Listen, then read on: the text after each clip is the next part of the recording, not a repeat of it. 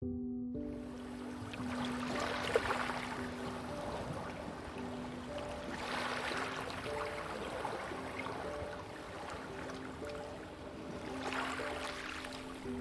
generally not a woo-woo kind of person.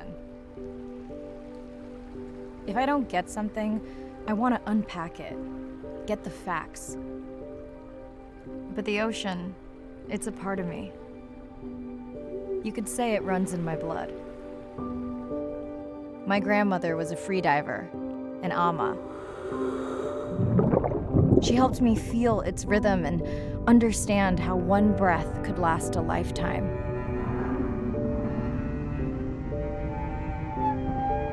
We dove so often, the memories all run together.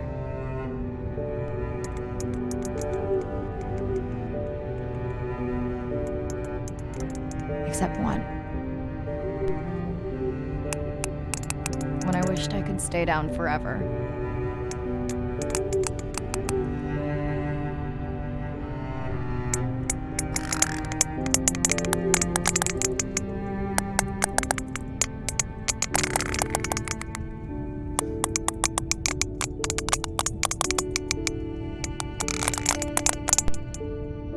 The ocean cast its spell on me that day.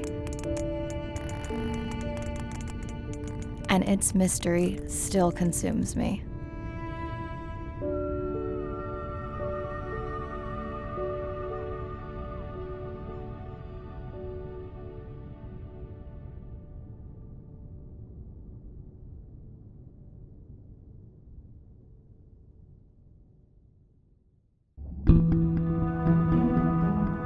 My family used to go to the beach every summer. For me, that was my favorite thing to do all year long, hearing the seagulls, the sound of the ocean pounding on the beach. For me, that was just grounding and relaxing and fascinating all at the same time.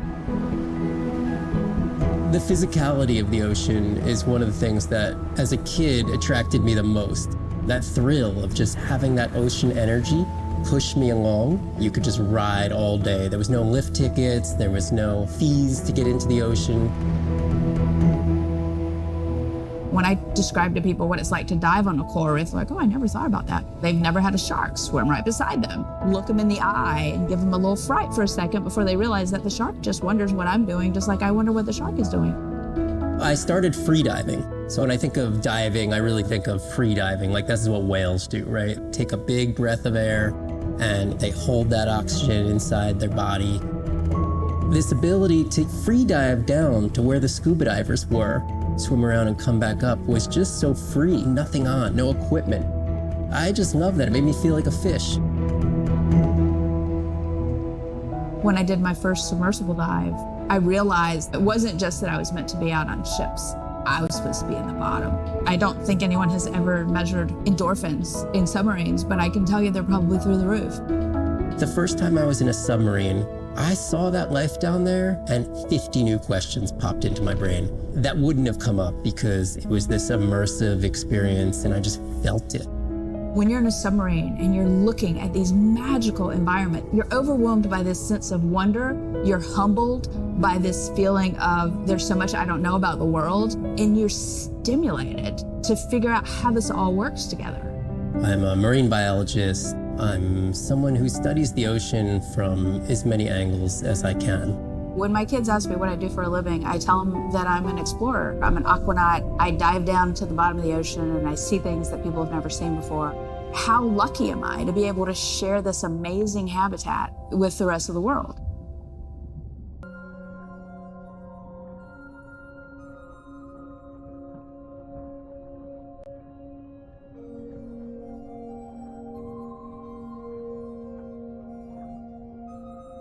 I'm in and okay.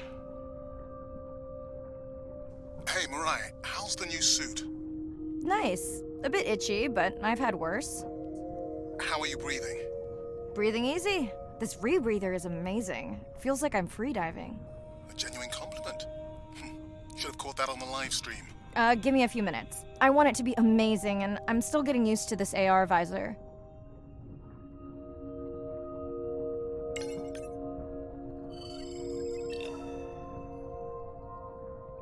Done. How many scans before the AI is trained on a creature? It will vary. There are many factors that affect the confidence level of a match. So you don't know. Got it. Now point me to the buoy so I can try the hydrophones. I want to make sure all the tech is working before we stream. Irina, how you feeling? Haven't thrown up today. Well, it's still early. You gonna be okay with the live stream? I may let you do most of the talking. Once you reach the buoy, you can triangulate the sound of any animal. Clever. Thank you.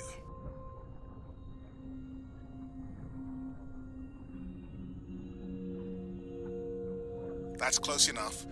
You can use your dive watch to control the buoy from there. Refresh me on the controls. Move the targeting circle around. Each sound will get louder when you are close to locking in on an animal's location.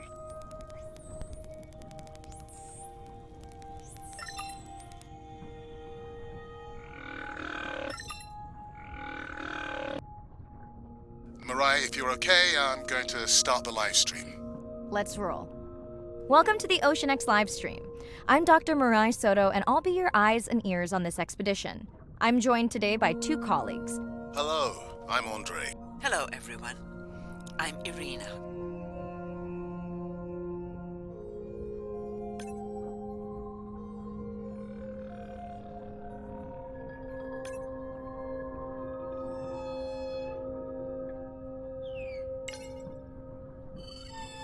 Looks like we've got our first singer. Fantastic. Hopefully on your next dive you can record his song to compare with other humpbacks in the area. Fun fact, in addition to being an engineering whiz, Andre is quite the musician. Are you still writing music? Not for years. Dry spell? More like raising teenagers.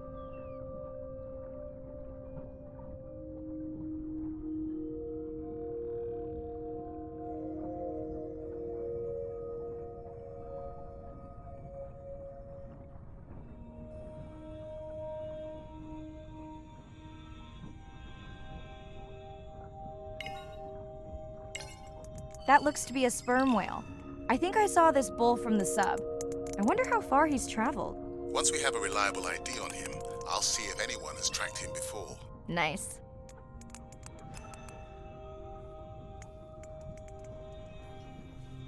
Don't get too jealous, folks, just 'cause I'm swimming with dolphins. My grandmother always warned me that although they're cute, they can also be pranksters.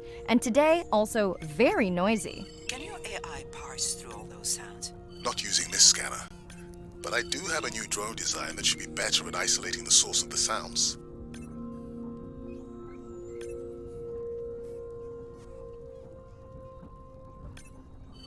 Done. And maybe next time I can weigh in before on the number that we need to scan. As I mentioned, the confidence model is complex. You just want to find the whales. Guilty. Hey, Mariah, I'm seeing alerts on the south buoy if you want to pull them down. Okay, let's see what mysteries this buoy unlocks.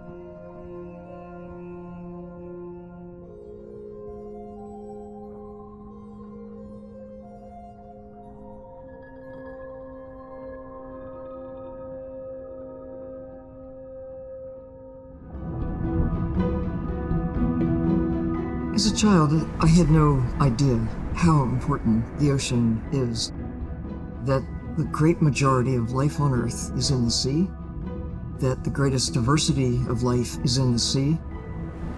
My name is Sylvia Earle.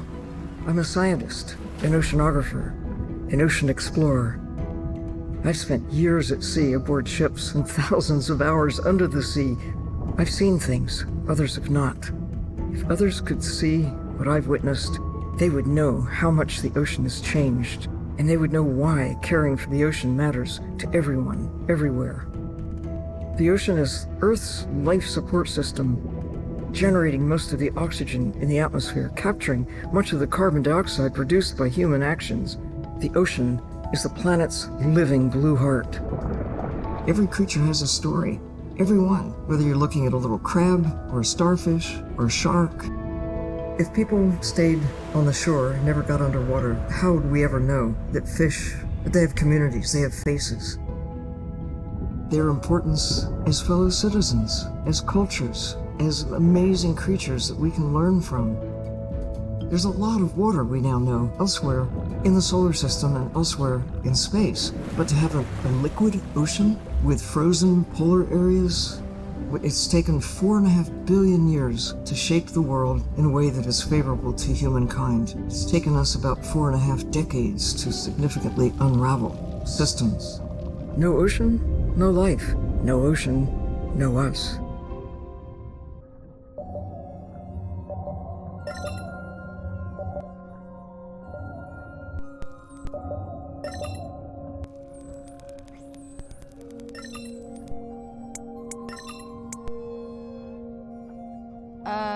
What does that sound? Did I break something? I've deployed acoustic modems to transmit from other sensors. For those of you who have no idea what he's talking about, he means we use sound to transmit data, so we can have Wi-Fi in the ocean. Impressive. What kind of bandwidth do we get? Like 1990s dial-up.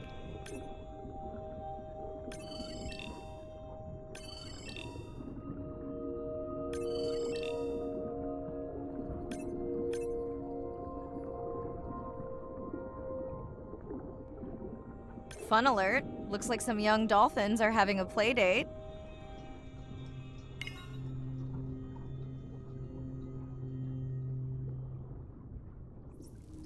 Hey guys, can I take a turn?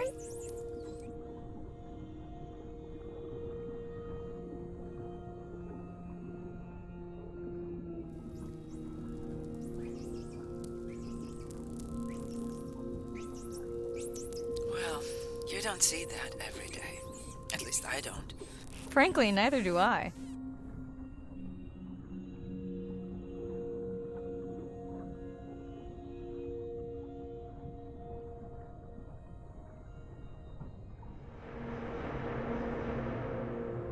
Ooh, company. Unbelievable. That sounds too close to be outside the research zone. One of the waypoints went down. Do you think that's related? Yeah, probably. Red light must mean a serious alert. Yeah, dead battery.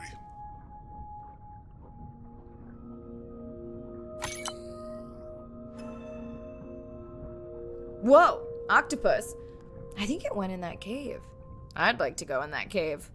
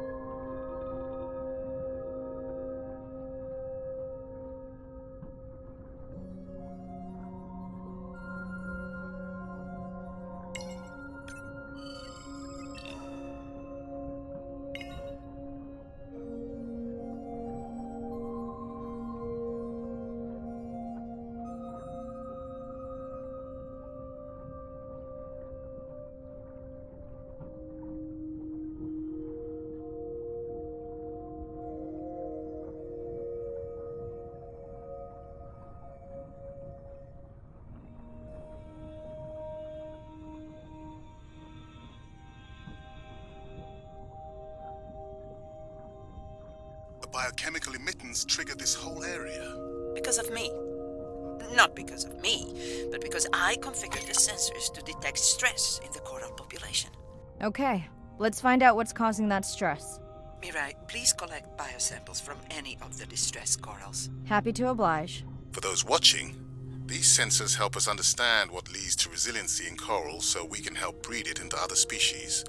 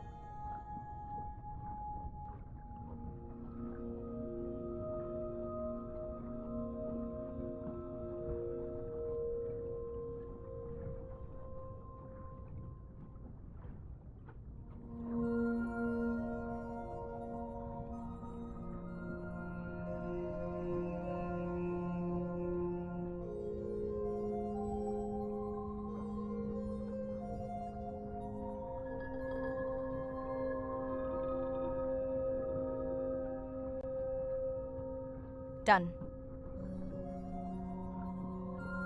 Mirai, sperm whales.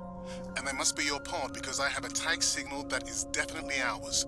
Pushing the waypoint. On my way.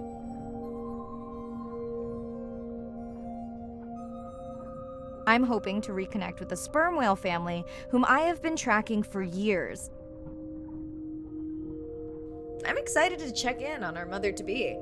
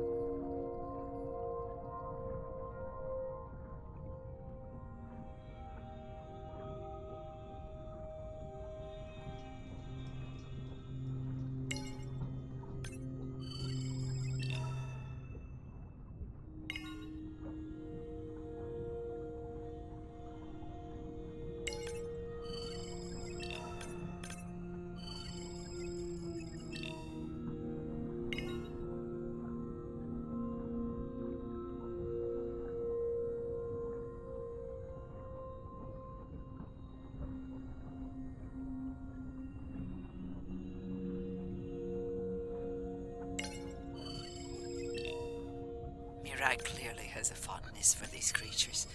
She's fallen silent. Right. Let me finish scanning them all. I still don't see our pregnant mother.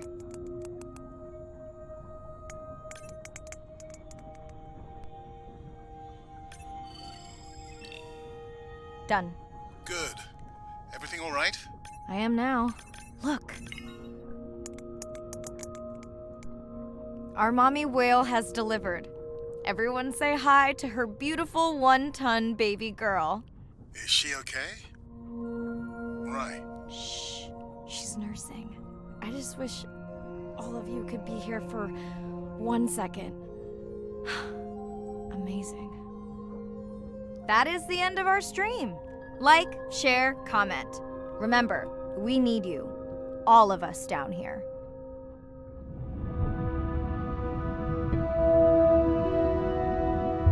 My name is Shane Garrow, and I'm the founder of the Dominica Sperm Whale Project. I've been following the lives of sperm whale families in the Caribbean Sea based off the beautiful nature island of Dominica.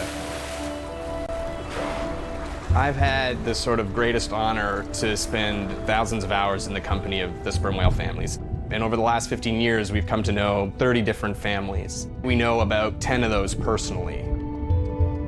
My research focuses mostly on the connection between these families' lives and what they say to each other, and how they succeed in the ocean by living in these small families. They live these rich and complex lives in part of the ocean that we find difficult to even explore. Sperm whale society is matrilineal, meaning it's grandmothers and daughters that will live together for life. The young males live in the family until they're about teenagers, and then they go on this sort of open ocean wander for about 15 to 20 years before they are breeding age. But females will stay together for life. They communally raise and defend their babies, and they live in this sort of community of neighboring families just like we do. Behavior is what you do, but culture is how you've learned to do it. In the same way that we're all humans, but some of us eat with chopsticks and some of us eat with a fork. We're all still eating, but how we've learned to eat is importantly different. The secret for how these animals are surviving are these traditional behaviors, and that's why every calf counts. Every female calf is critically important, and each one of those that we lose so much potential. I think one thing that my research has shown is that our lives are really similar. The values that we have in our families, love your mom, be a good neighbor, learn from your grandmother's experience. And ultimately, life is about the quality of the relationships that you build with those around you, whether you're a whale or not. The secrets that my grandmother learned are helping me to survive now. Ensuring that these grandmothers survive to be grandmothers to share their stories, and ensuring that these babies live long enough to learn them is what's going to enable these animals to be around for a long time. Hello, Mirai. Thanks for checking in. Hey, Andre. Nice dive. How are you feeling? A bit tired, but I can't wait to get back out. Can you believe we found the family on the first dive? And they have a new baby girl. I know. Well done. Feeling settled in the sub? Has everything tested out?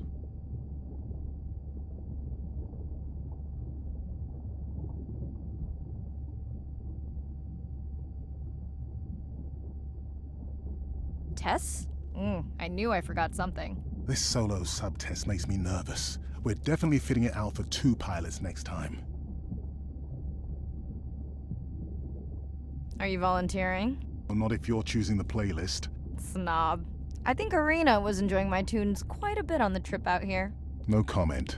So, I have something I know you'll want to see. It's what the live stream saw of A12 and her baby. I didn't think you expected her to deliver so soon, though.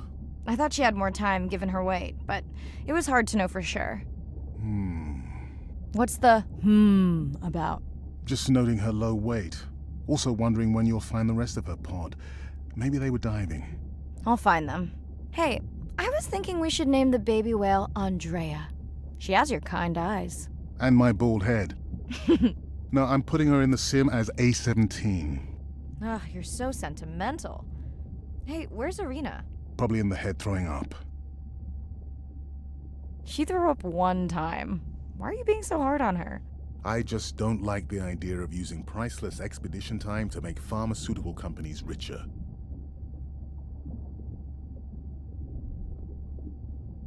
Even if she makes discoveries that save lives.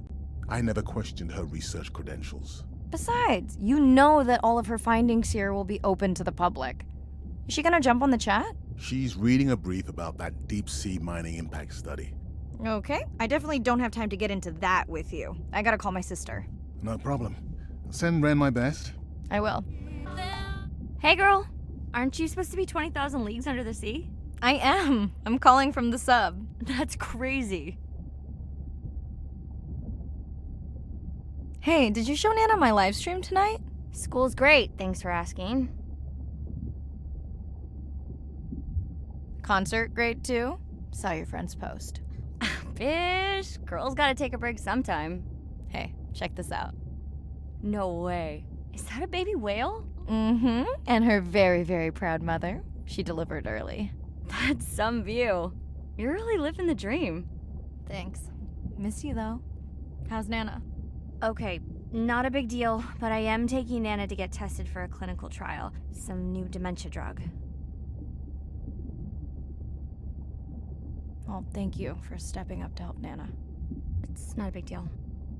You would tell me if it was, right? Yeah. You sound down. Is it just Nana? I don't know. It's been hard since Dad died. I know. You want to stay on for a while? We can watch the baby whale together. No, I should go. Say hi to the whales for me. I'm in and okay. Looking good, Mirai. The Manta drone is ready for its first zoom scan. Now I get to see why you talk about it so much. Only the best science for you. Buoy ahead. Bet we'll find some whale vocalizations. Well, I'm not taking that bet. You always find whales. You'd find them in your bathtub. What kind of bathroom do you think I have?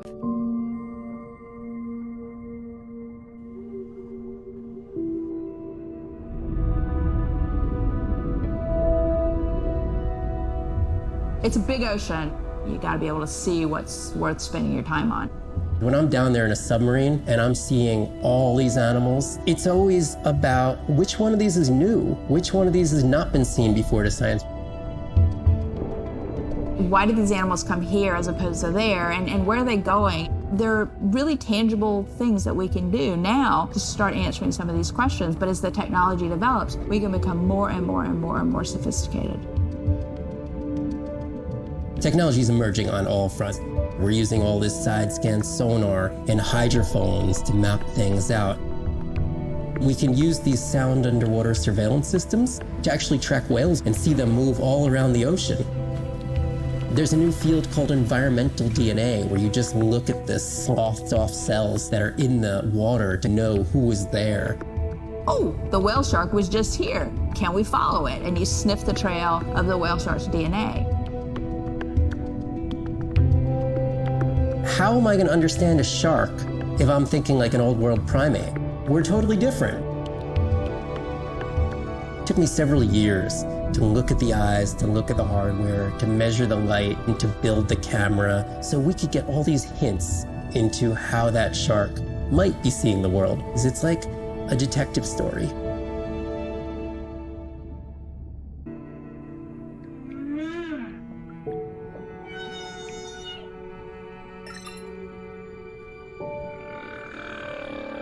This is a lot of whales. It's staggering the number migrating through this area.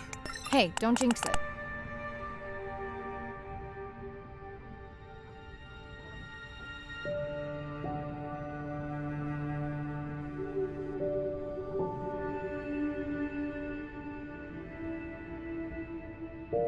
It's our sperm whale family again. Mirai, why is the baby girl so important to your study? I'm hoping to follow the baby for years to learn from her as she learns from her family, and hopefully to watch her eventually become a mother herself. The Manta drone will match speed with the creature so you can concentrate on steering it around to find the places you need to focus. All right, baby. We won't forget you now.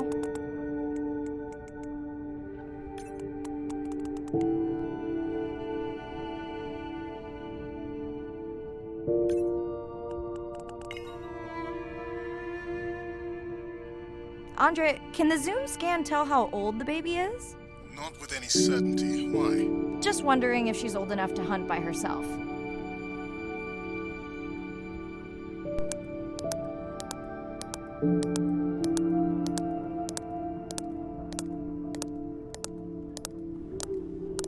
I wondered. She still seems pretty young to go that deep. Will she be okay alone while her mother dies? She should follow the pod. Her aunties will babysit while the mother hunts. Wish I had them when my daughter was born. Takes a pod.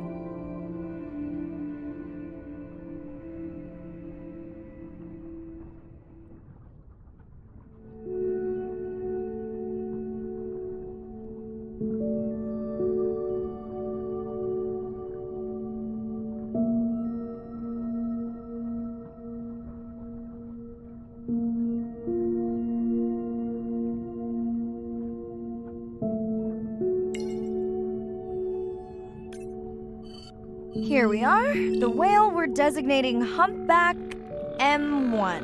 Oh, so catchy.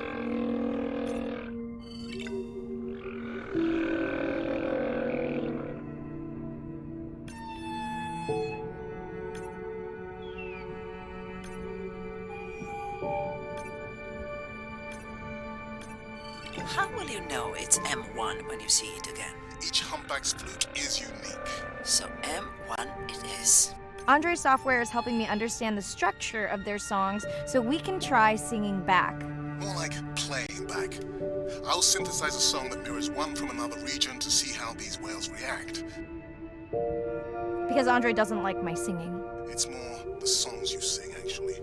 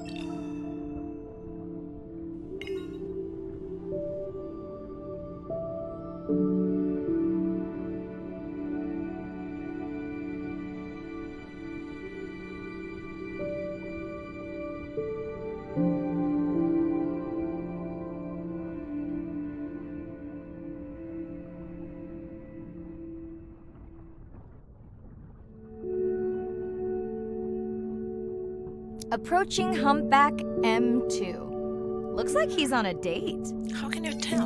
It's like they're dancing to his song.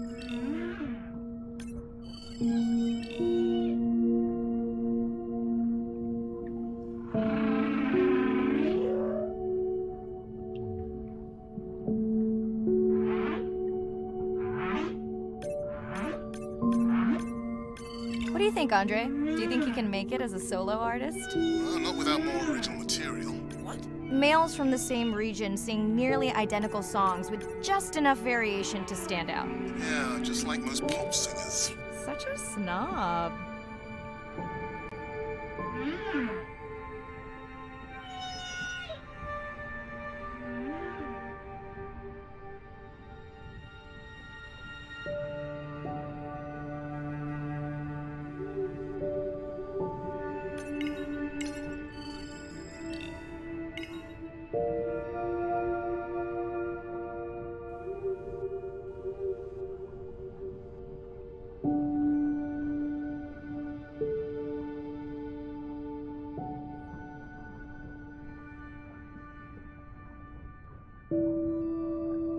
Let's hope the Whalapalooza continues.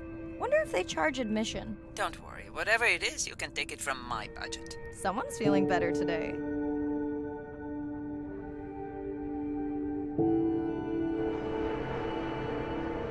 Well, I guess it worked. I've got some nasty noise. Same damn sound we heard yesterday. Well, I'll check it out between the whales.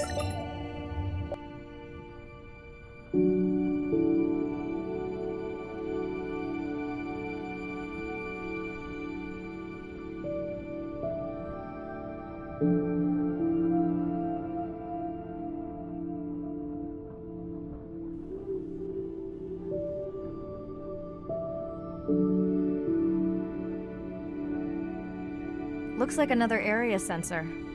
Okay, Mirai. Can you use the micro tags to mark the starfish for collection? Are you testing your collector drone? It's not a test. Irina needs us to collect a few for study.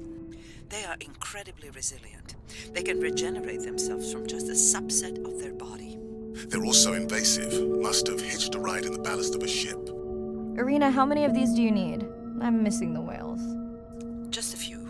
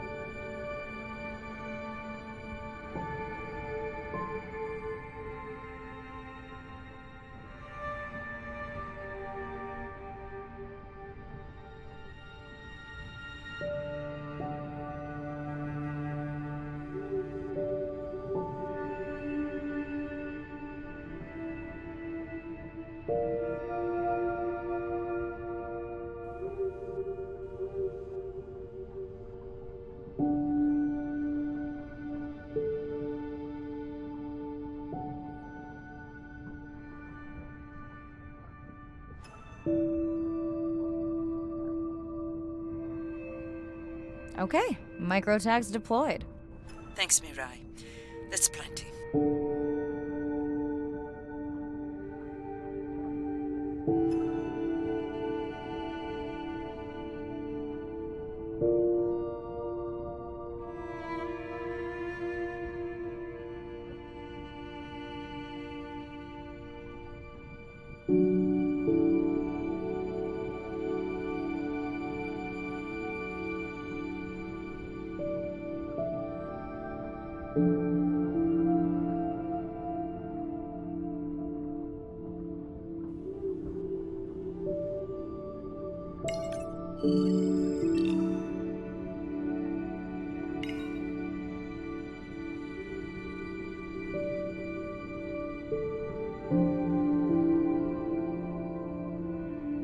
Are you sure this is where you track that noise?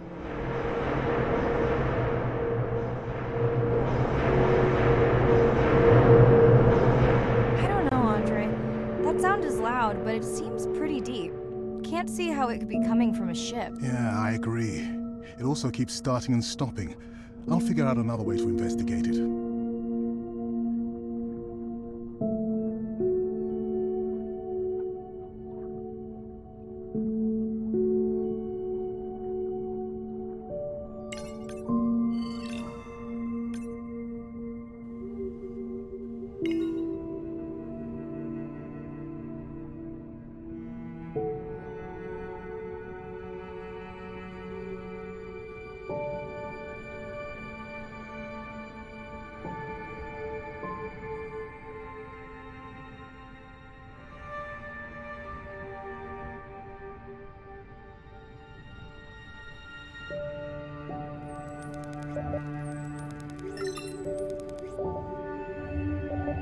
Andre, what was that other nasty noise? It was definitely digital. No power alarm. You need to pick up a sensor for servicing. It never occurred to you that a nice ringtone would be far less annoying?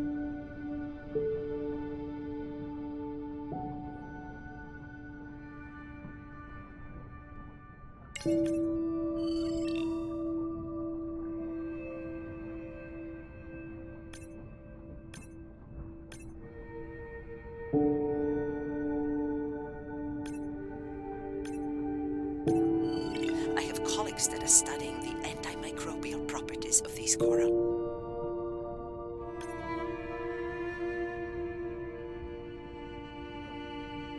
Mirai, please, get closer. You weren't this excited about the dolphins before. They're rubbing against the coral. Kind of a wellness visit.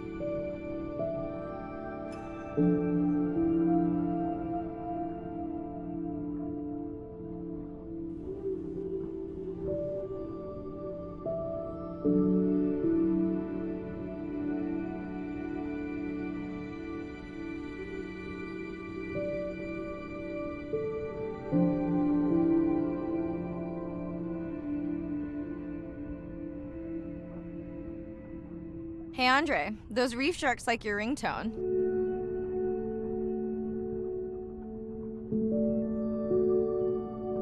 Will I be able to get the data off that sensor while I'm picking it up? No.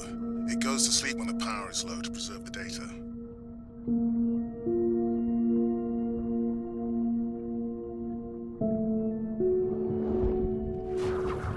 Whoa!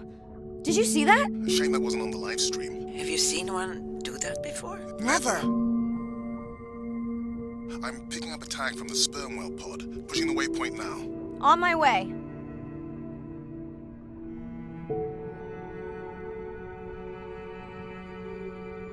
Sorry, sharks. Mirai is off the menu.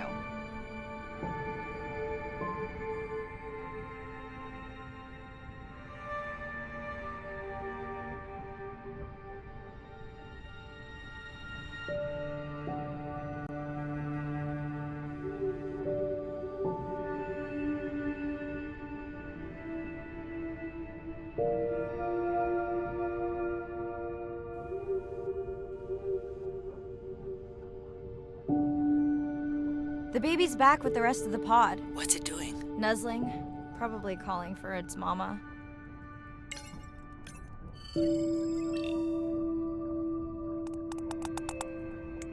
Are you calling for your mother?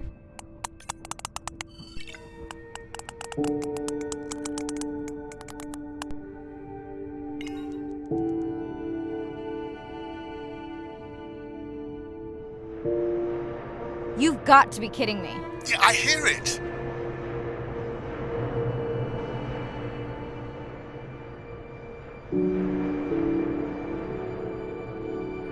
There they go.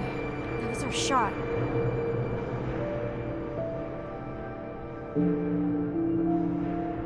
Can you send the sub to pick me up?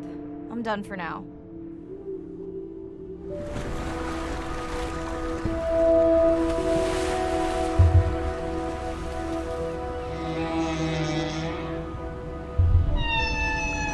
What we know as humans about whales comes from just a few scientists so far, like Roger and Katie Payne.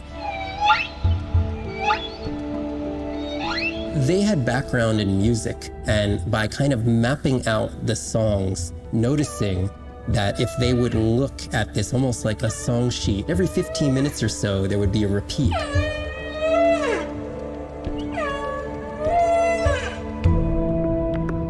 Only male humpbacks sing, but the function of their song is still mysterious. The general belief is that whale songs serve the same purposes that bird songs do, as ways for males to advertise for mates and to challenge rivals. But why they change their songs is still unknown. Taking that information from whales and passing that to us humans was one of the most transformative pieces of narrative to feed the Save the Whale movement and maybe save some whales from extinction. These animals are sharing this world that might have been millions of years going on in their world, and suddenly, for the first time, we, as humans, are tuning in.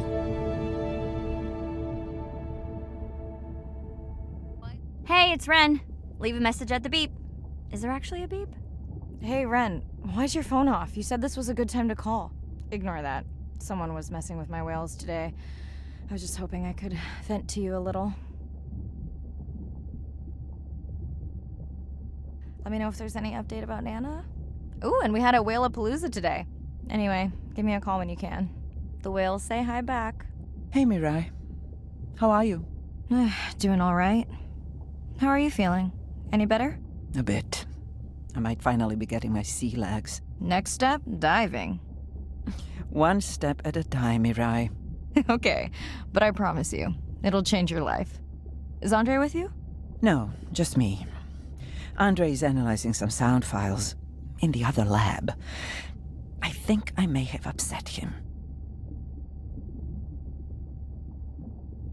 The two of you do seem to be on opposing wavelengths fairly often. I quite enjoy our debate, except when it affects our work. It wasn't a debate, it was an argument. Andre, I didn't realize you were on. What did you find? This is video and audio from your last dive. And this is an analysis of the sound that spooked the family.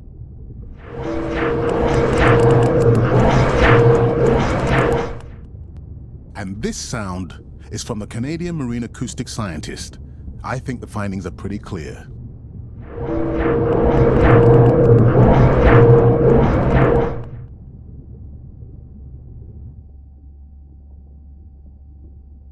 Andre the detective. More like a prosecutor. Andre, who is messing with my whales? Deep sea miners.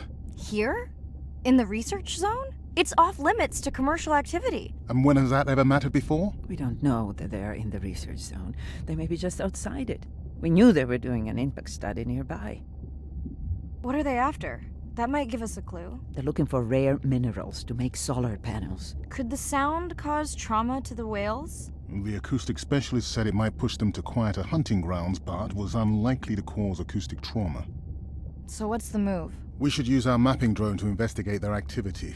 And this is where our debate turns into an argument. We need that drone to map the deep sea vents before Mirai dives there. The biochemistry of these vents is the perfect cocktail for creating new life forms. If there is illegal activity there, we have to stop it. Otherwise, there will be no life forms.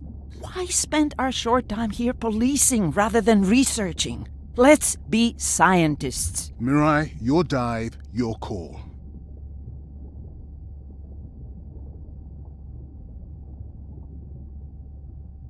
Report the sound and map the vents. They better not mess with my whales again.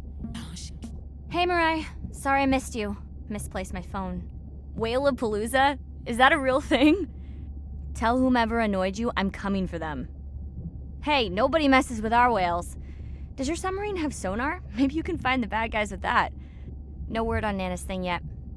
Miss you. I'm in and okay. You know, I always feel like I'm swimming in place in the open ocean.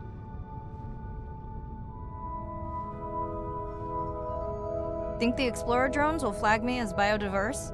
You're not what they're looking for. That's what everyone says. Approaching the buoy.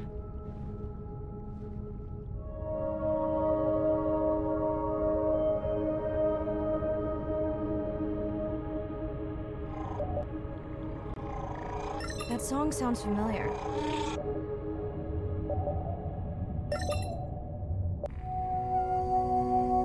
Hey, a newcomer. Now to get there before the noise from Andre's miner friends scares them all away. You want to raise my blood pressure?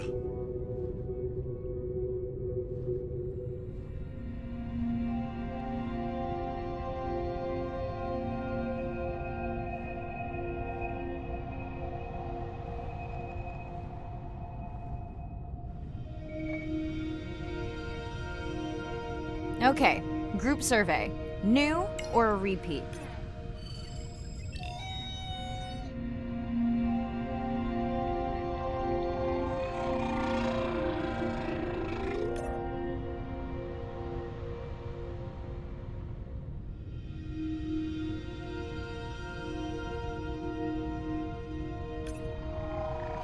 So glad to hear you. Those noisy neighbors silenced enough of your friends.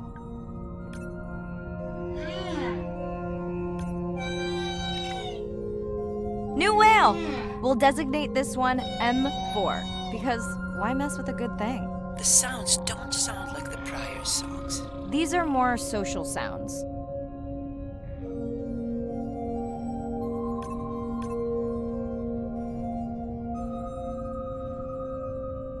Andre, are you seeing this? Is that a leatherback turtle? I didn't think there were any left here. What happened? Egg poaching, and the nesting beaches got too warm.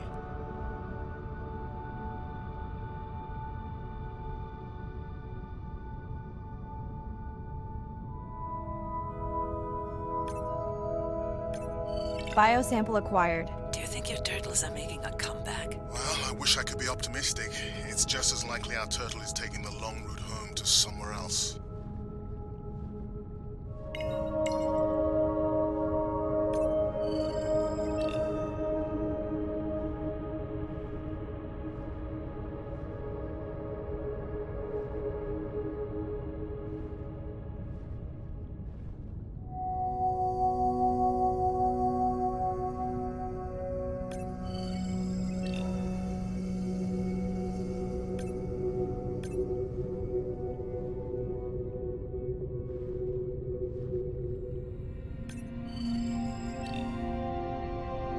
I was not expecting to find orcas here. They don't look like killers. Top of the food chain, just like us. Minus the urge to destroy ourselves.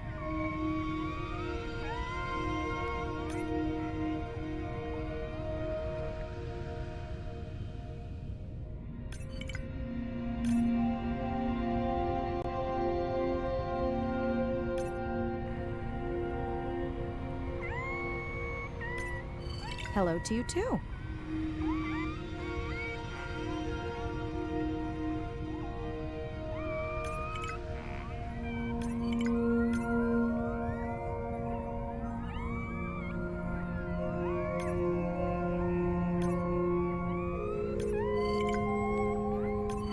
Has anyone been tracking them? I'm still waiting to see if there's a match.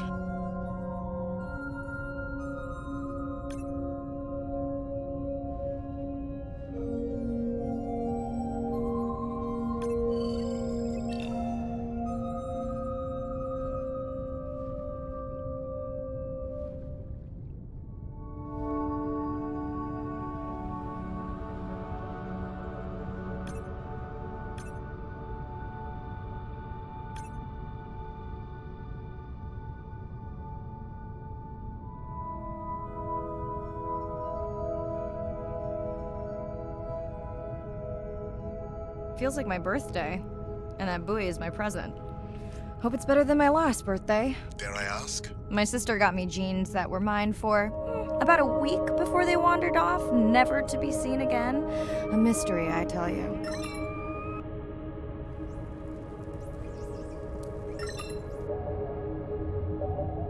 Did you not charge any of these batteries before you put the sensor in? It's not a battery alarm, it's the drone.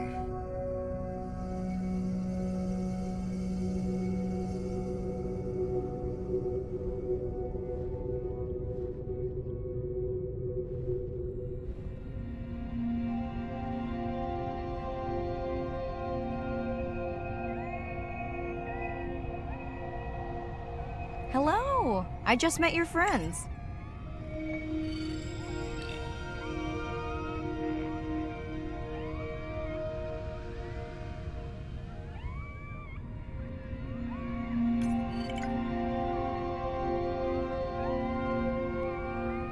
Pretty low weight. Irina, do you think this one could be sick? I'm honored you believe I could tell from this distance that my knowledge of disease extends to all species. Fair enough. Are we sure no one's tracking them? Nothing has turned up.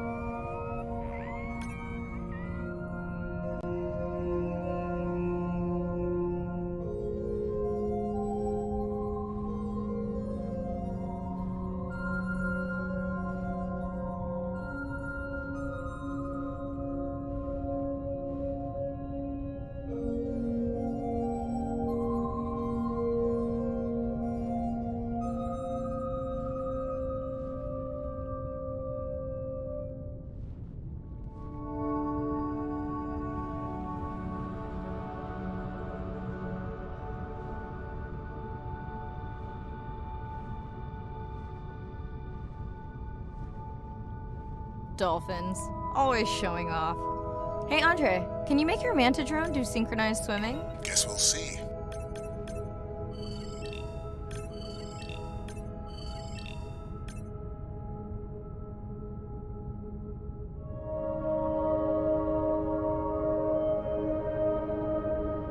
Let's log you in.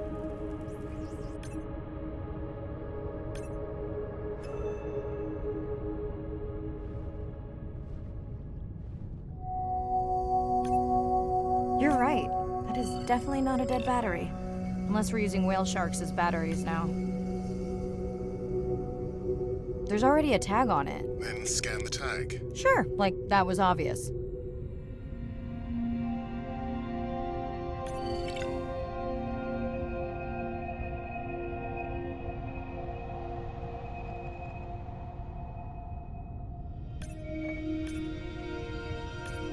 I'm leaving another tag. Much better than a dead battery.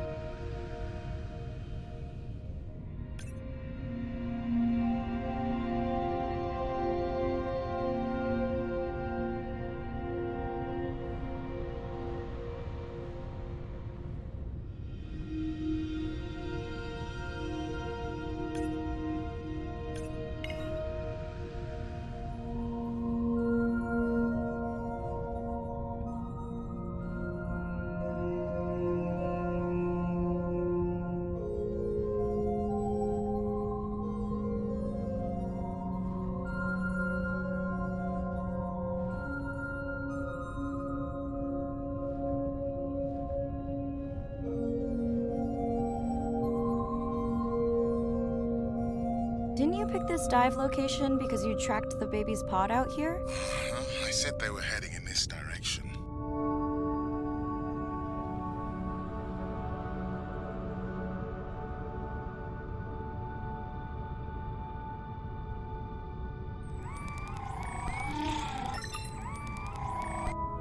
Andre, the buoy is glitching. I don't know what range you've set, but I think I'm hearing all the animals in the Pacific. Yeah. Too many sound signals for the software to keep up. I don't know what kind of party I'm crashing, but pretty sure I'm gonna love it. What is happening? It's a bait ball. Humpbacks? Orcas? Very unusual, but everyone's gotta eat.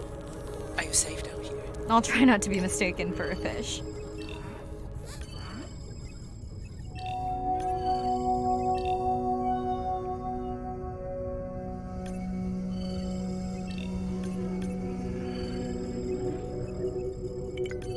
Of course dolphins show up. Never like being left out of the action. They want leftovers. Good luck to them. They're up against bigger stomachs.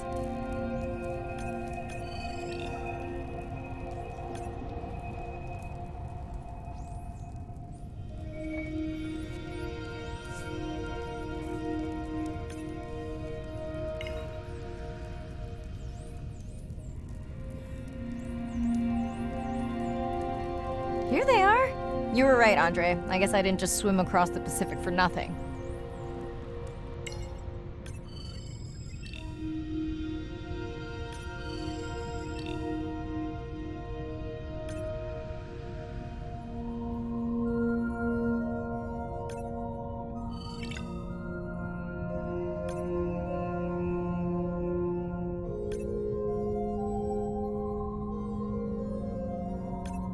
Are there fewer than before in this pod? Or am I just getting faster at tagging? No, definitely fewer. But maybe the others are hunting. No, don't leave me. Well, the mother stayed with the baby this time. Okay, ready for playback? I've prepared a coder you can activate from your dive watch.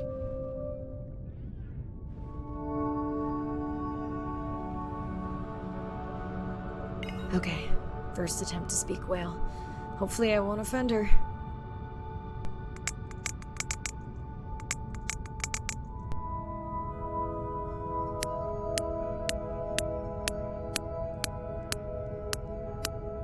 Echo clicks. I could feel it across my body, just checking me out.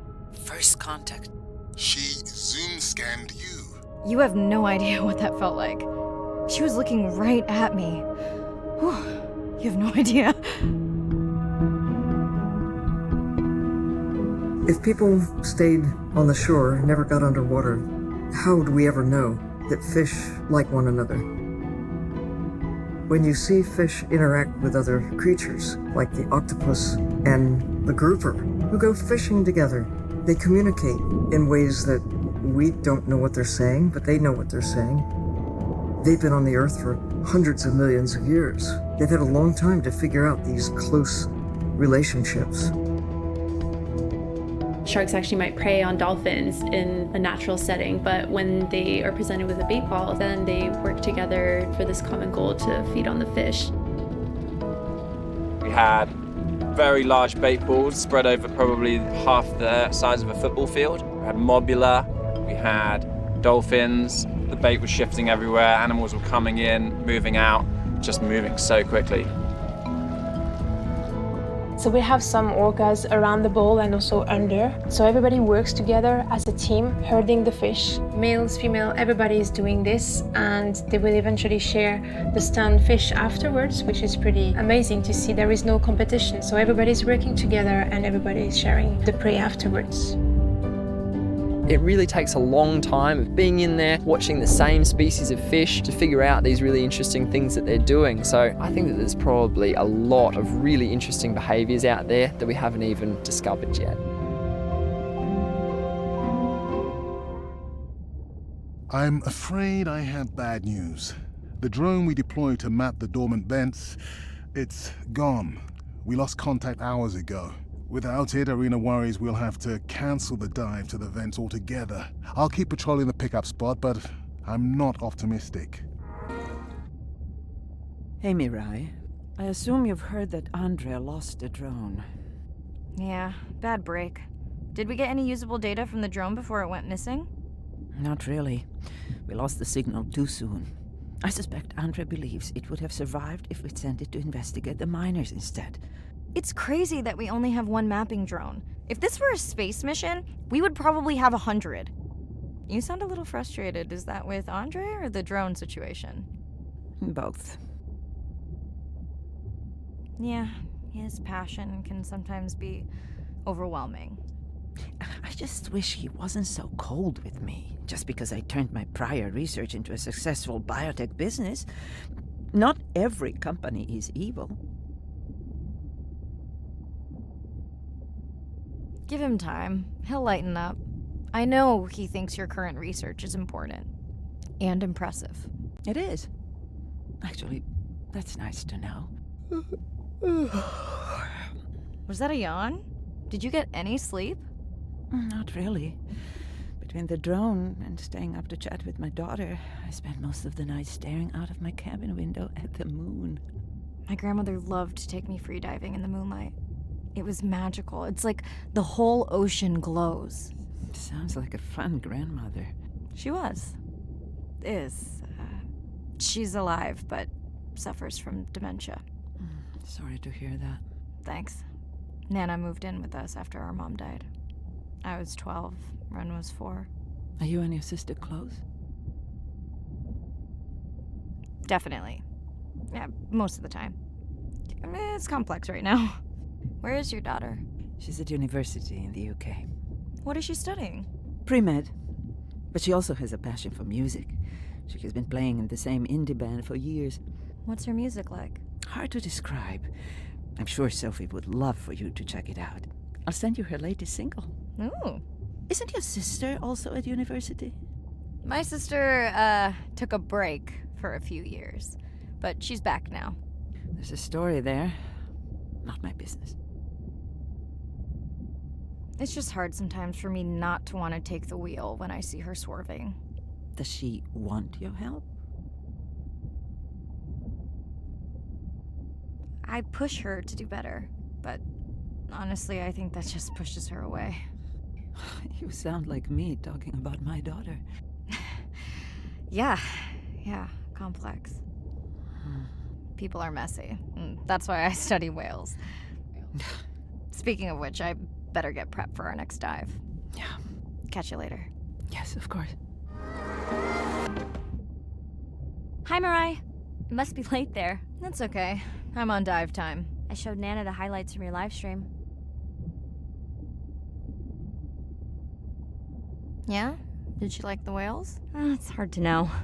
She did huff at the dolphins, though.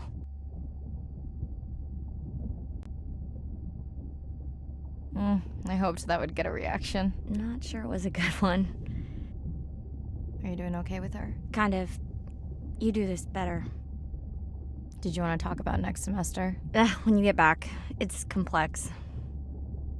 You know, I can look at coming back earlier. That's crazy talk. Go speak to your whales. Gonna try. Catch you later. I'm in and okay. And we're streaming. Hello, everyone. Welcome, or welcome back. I'm diving near a seamount region, also known as the Twilight Zone, because it is just beyond reach of the sun. And we'll be taking some questions live, so be nice. We'll also be testing a playback system to interact with whales. Want to hear something cool? So do I. I'm hoping that buoy can send a little message to our humpback friends. That's right. Andre is going to serenade some humpbacks. Well, not me, but using a song I generated from other recordings.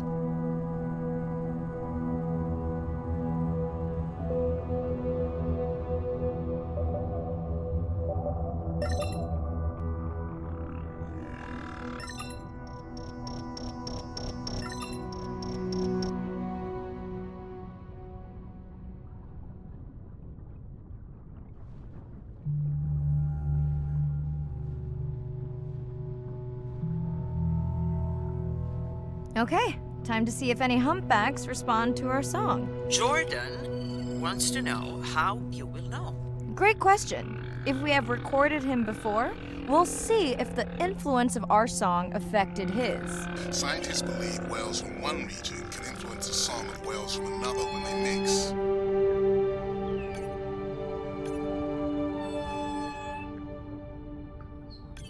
Hey Andre, we've recorded a song from this one before, right? We have. How quickly can you compare his two songs? Well, I need to wait for his song to complete at least one full cycle. And how long is that? 20 minutes, maybe more. Wow, that's a long, slow ballad.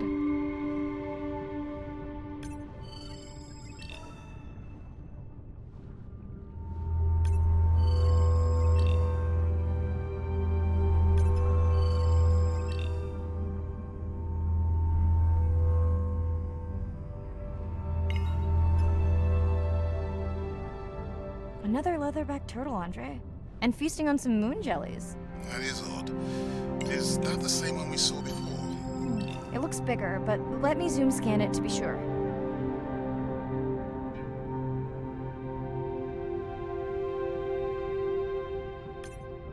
We can run the sample in the lab, but I am sure this is a different one. Do they typically travel together? And wouldn't it be surprising to find two this far off course? Yes, it would be. And yet, here they are. Welcome back, turtles. Enjoy your beautiful moon jellies. Moon jellies are beautiful. There is a decent chance this jelly will regenerate itself. Do tell. In fact, a few species of jellyfish are technically immortal. They can revert from being full-grown to their younger state and essentially start their life cycle over. Thank you, Irina, who will make us all immortal one day.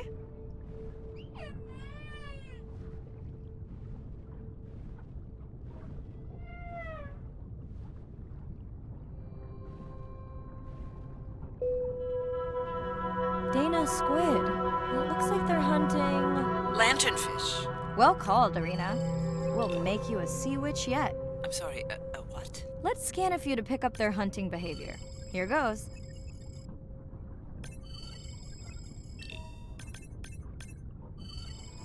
Scott from Denver wants to know if they eat each other. Some do. I think this one was upset he missed out on his prey.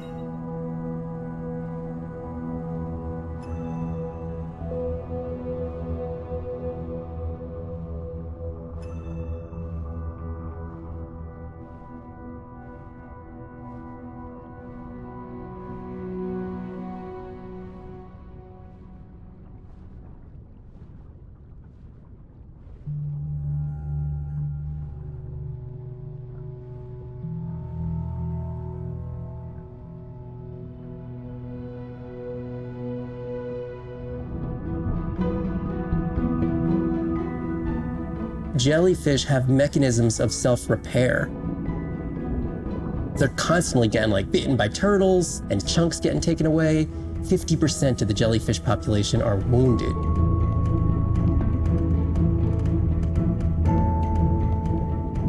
So they've gone through 500 million years living, persisting in the ocean in simplicity, and they've come up with some remarkable ways of living. There's something called the immortal jellyfish and how they age, aging in reverse, which we're just beginning to understand, where they get old and then degenerate back into a youth again. In understanding the gene pathways and how this happens, this could look at, humans. We don't have this capacity to age in reverse. It's like Benjamin Button, and it's here. And it just takes the kind of focus and dedication to look at that jellyfish and to grow that jellyfish and to figure out how to use the best available scientific tools to get at this question. It's just about kind of looking super deeply and letting the secrets unfold.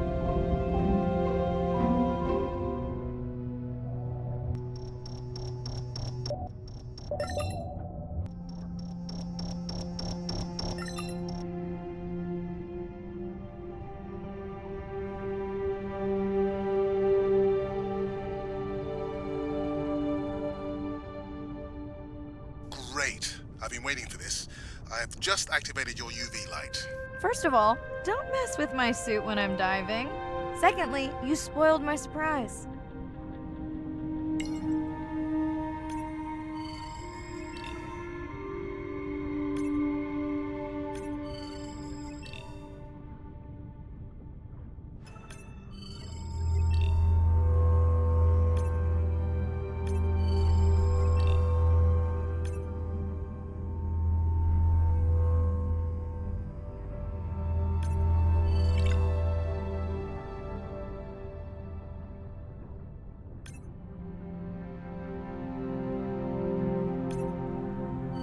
Swell sharks have developed biofluorescence to communicate with each other. Their eyes have special adaptations for the UV light. Now you can see what a swell shark sees. That's what I'm talking about.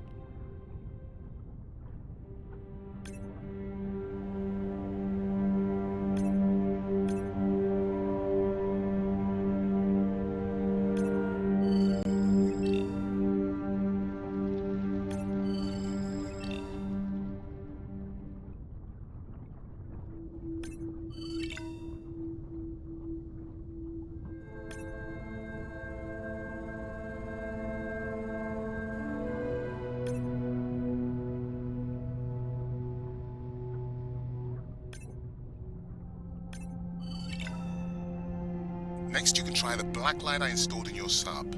You did not. You did install it in your dorm room back in the day. Your wife showed me pictures. Well, uni was a good time.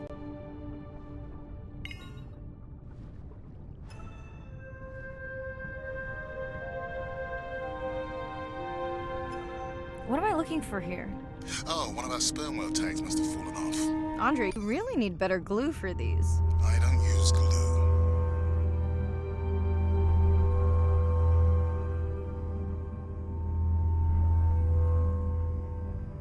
I've tracked down the tag. It's in a cave. I wonder how it got in here.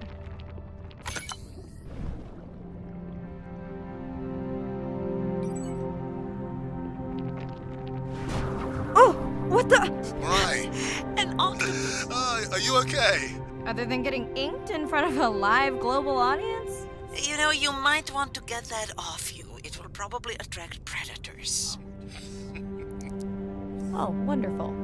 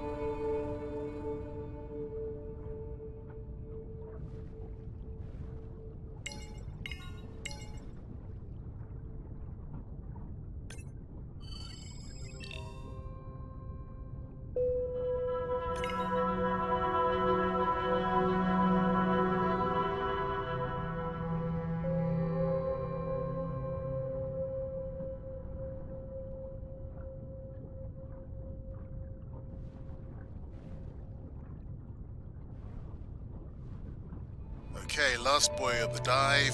How are you feeling? Chances of suit holding out until the end of the dive? Good. Hope of seeing if our humpback song had any effect, well...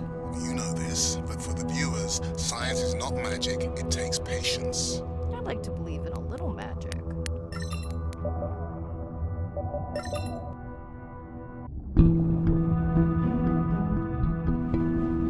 The energy from our star flies through the universe, through our atmosphere, and hits us at the ground. But now, when we go underwater, the ocean properties of water are like pure blue filter. So it's gonna filter out all these other wavelengths except blue. As you go down further, it's primarily blue, blue, blue till 700 meters. And at that level, there's still faint photons of sunlight in the blue range. And we call this the twilight zone. And there, animals are still perceiving a tiny little bit of our sun's energy. Below this, it's gone 24/7 darkness. And it turns out that there's a ton of color vision down in the deep. So it's like they're making enough light down there to be able to be satisfying all the eyes of the deep sea creatures. So it's not this totally dark world down there. It's still light. It's just the animals are making the light rather than the sun. We've designed all this technology to kind of satisfy our visual hardware. As I started looking at other animals, they have totally different hardware. And I've been looking at everything through these silly little primate eyes. We have to overcome our humanness to jump behind the world of a shark or another creature and see the world from their perspective. We found a biofluorescent shark, and it only sees right at the blue-green interface. So it's really just tuned to a very similar spectrum to the environment it lives in. This fluorescence was creating greater contrast for the shark. It's like this endless well of information. We're at the very tip of the iceberg.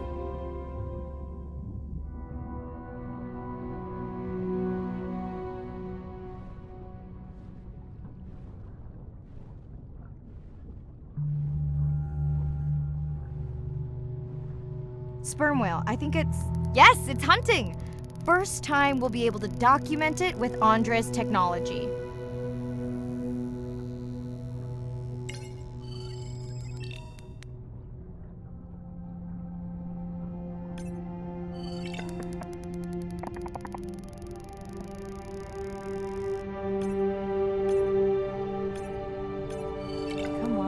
Come on. And then the buzz. I got it! Raj from Mumbai wants to know, what's the buzz? I think he was making a joke. Got it. But what is the buzz? How is it used? We're not entirely sure, but definitely associated with being close to prey. This is just the warm-up. The real fun will come in the deep.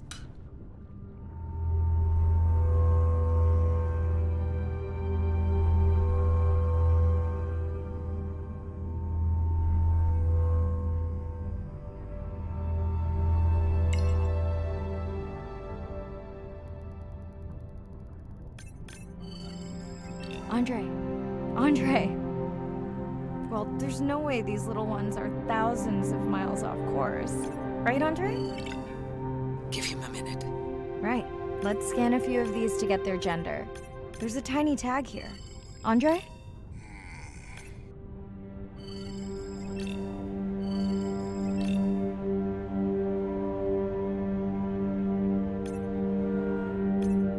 Chen from Shanghai wants to know why you care about their gender. Well, their sex is determined by the temperature of their nests. Warming beaches wiped out the turtles in this region. Believe in a little magic now, Andre?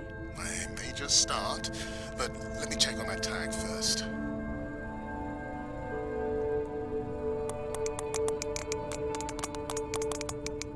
Oh, wow. Glad we didn't miss this. Beautiful. Yeah, they must have been hunting down past the rift. I think we found our spot for our first deep dive. Mirai, check out that one closest to you. What's that on its skin? I'm not sure I can catch them. They're headed to the surface. It might just be a scrape from a ship strike. Yeah, let's hope that's all it is. Let's end it here.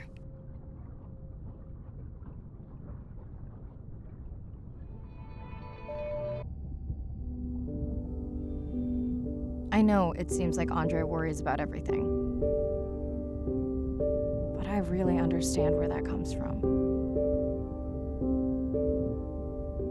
Everyone's seen the pictures, but I can tell you it was really tough to be doing hands-on work when we were losing entire species. For me, it was the whales, but for Andre, it was the turtles. I stayed to help him. Several of the other scientists did as well. By then, only Andre's protected nests were the ones producing turtles in the region. We all figured that the population was going to collapse, and eventually it did.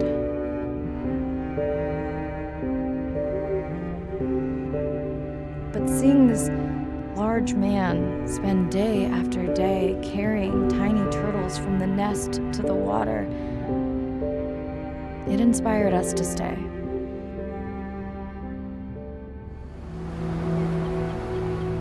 These animals travel thousands of kilometers, navigating open oceans that have no physical landmarks. They have that innate ability to find their way.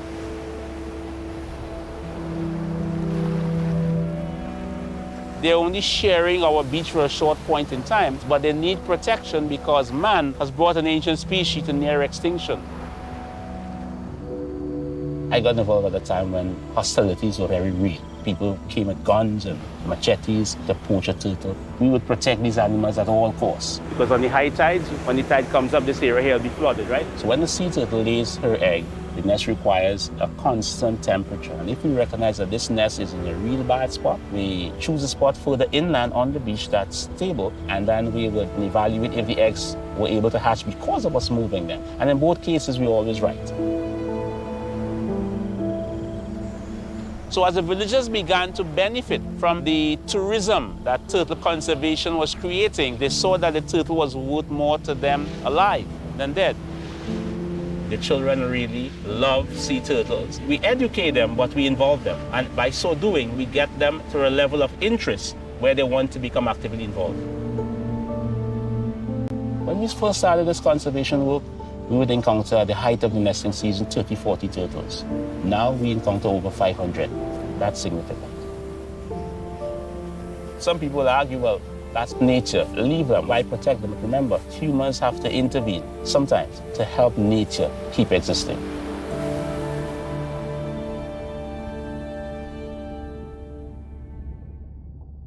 I mean, coming back now, it feels like another world. Andre is not an angry man, Irina. He's just a man who gets angry when he sees people say it's too hard, or that they don't care at all. Yeah. Hi, Mirai. Sorry to miss the post-dive brief.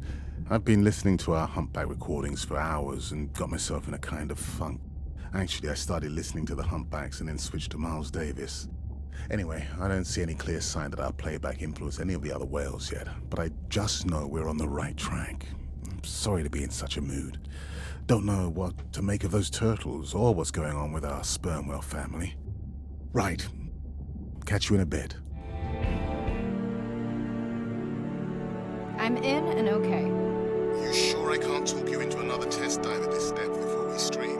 Enough test dives. It's not like I'm doing a spacewalk. Well, with this suit, you probably could. Are we gonna talk about suit crush depth again? I think we can probably roll. Starting live stream. Welcome back, ocean friends. Tonight, I am deep. Midnight zone, no light from the surface deep. Tonight, we're using Andre's lure drone to mimic the Atolla jellyfish to lure large predators like the giant squid. It's certainly not all my tech. I'm building on years of prior research. Don't forget our mission to the brine pools. Oh yes, Irina will fill you in on that later. Okay, Andre, how do I find the lure drone? Look for blinking red lights in the water column.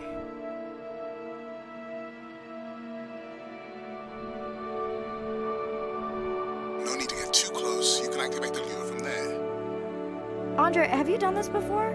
I haven't, but others have. How long until we can expect the lure to attract a predator? It's hard to say. It's a big ocean. But if you lose patience, find some real Atolla jellyfish, I have a feedback system set up to improve the lure as you scan them. Of course you do. For those watching, we will be scanning these Atolla jellyfish to make sure Andre's lure matches the real thing. It does, but it can always be refined. Not much confidence in humanity, but plenty in himself. Got the jellyfish scans, though Andre doesn't need them. In truth, they should improve the lure. I would not waste your time. Getting a few impolite comments on the screen pointing out that giant squid don't feed on Atolla jellyfish. They're right. Actually, the Atolla puts on this light show when under attack, in order to lure creatures big enough to eat their attacker. It might have some useful human applications. I think we need more Atolla scans to improve the lure. Okay. Whose idea was it to live stream this particular dive? I am glad I can't see the comments. I would agree. My grandmother had a saying for times like this.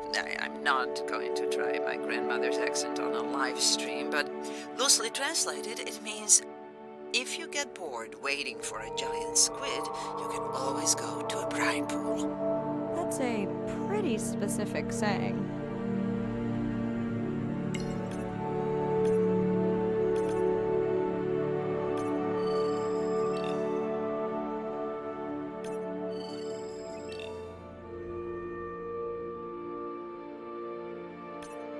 I noticed that these atollas were already making their blue alarm before you swam close. Most likely a sign that they have detected predators in the region that threaten them.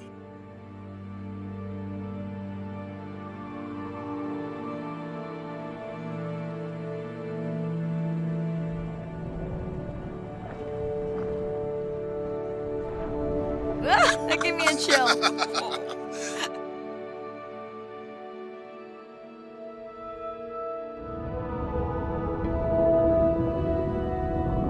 Imagine if I was sent in to go study the Mona Lisa and I come in with a pair of snippers and I'm like, I'm gonna need to cut this baby up a little bit to see what kind of chemical composition is going on there. Like, you wouldn't do that, right?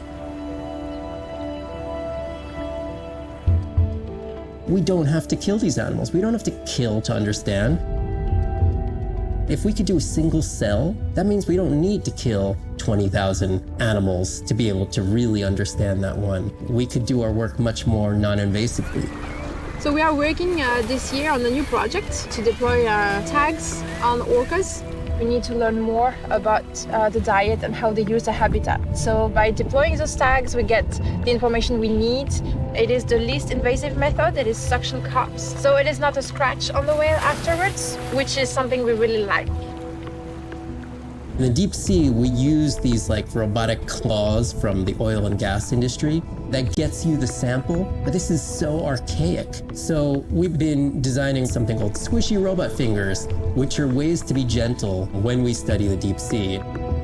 But I think we could even take this another level. There's some organism, we quickly encase it. It's like a medical checkup.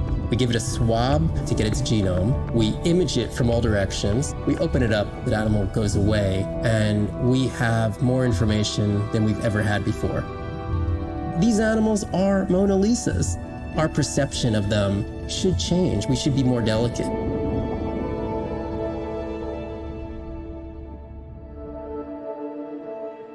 I know how much you enjoyed that, but do you mind if we check out the brine pool before we check on our whale cam? If you insist, you got what you wanted. This is my giant squid. Is that another one of your grandmother's sayings? No, but she often used this one. Hurry up and collect my specimens for me.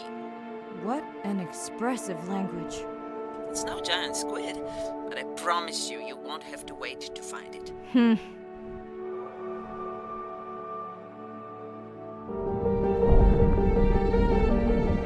Brine pools are amazing habitat. It's a lake on the bottom of the ocean. And it's this surreal seascape. Chemically, each one of them is unique. These brines undoubtedly contain bacteria, archaea, and viruses that are unknown to science. We know that they're incredibly rich in undescribed life forms. They have the perfect cocktail, the perfect recipe for life. These sites aren't just salty, they can be violent, characterized by eruptions and incredibly unstable conditions. So to live in them, you have to not only be hardy, but you have to be able to endure constantly changing conditions because not one day is the same. The organisms that live there, they undergo a constant biological warfare with each other to dominate the environment, to survive in the system. The biochemicals that they produce to do that biological warfare are applicable to curing diseases like cancer, Alzheimer's. They produce antibiotics and antivirals that can also be used to improve human health. And we drop targets as we go, so we know exactly where we sample. Exploring these habitats is absolutely necessary because the metabolic potential there has the capacity to change the way we think about medicine, to change the way we think about antibiotics, based on our knowledge that we gain from studying these incredible environments in the deep sea.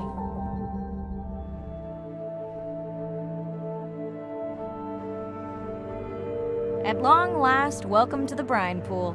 I know it's really a salt lake under the ocean, but it looks more like a witch's brew. I have been teasing Arena, but a brine pool is a diverse microenvironment within the ocean. It has its own ecosystem. And each one is unique.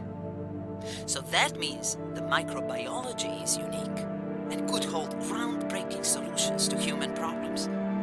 Each time I take new samples into a lab here on this ship, it's this magical discovery moment where I tingle all over. I fund my own research so I can pursue what I know to be important. And people ask me, how much money are you going to spend to collect some bacteria at the bottom of the ocean?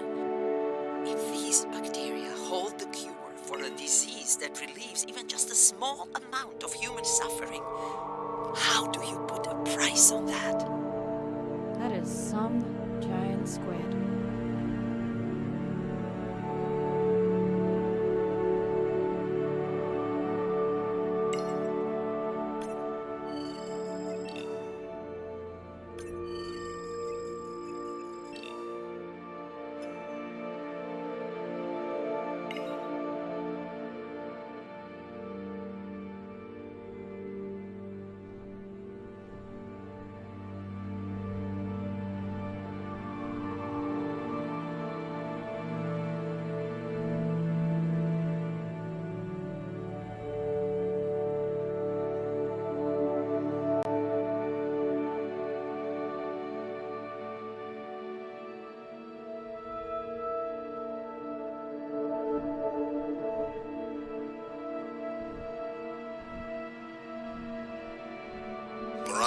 Pushing your waypoint. Sperm whales are back on the hunt. Look for the drones. They will seek out the sound of the sperm whales and then idle nearby. We hope that today, Andrea's tech will make it possible to document how a sperm whale hunts the giant squid.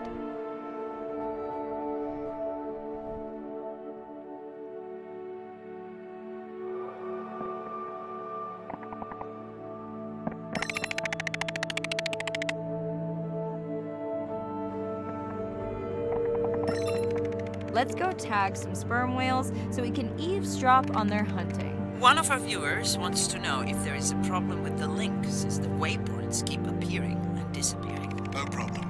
The drones are in stealth mode, so they will only track the whales by sound. I better swim fast.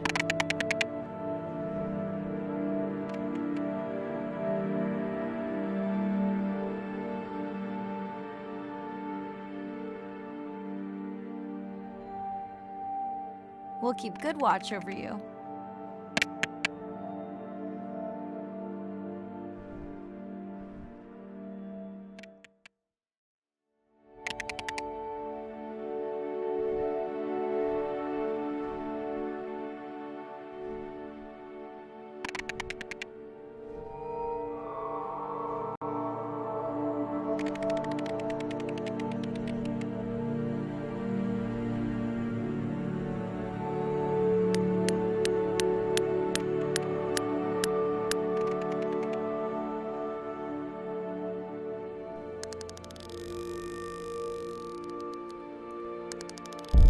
Oh!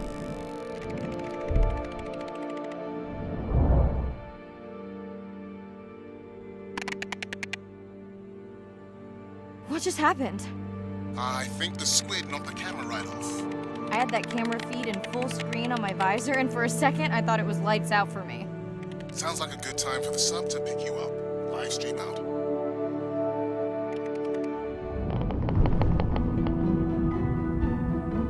Sound to whales is everything. It's their hands.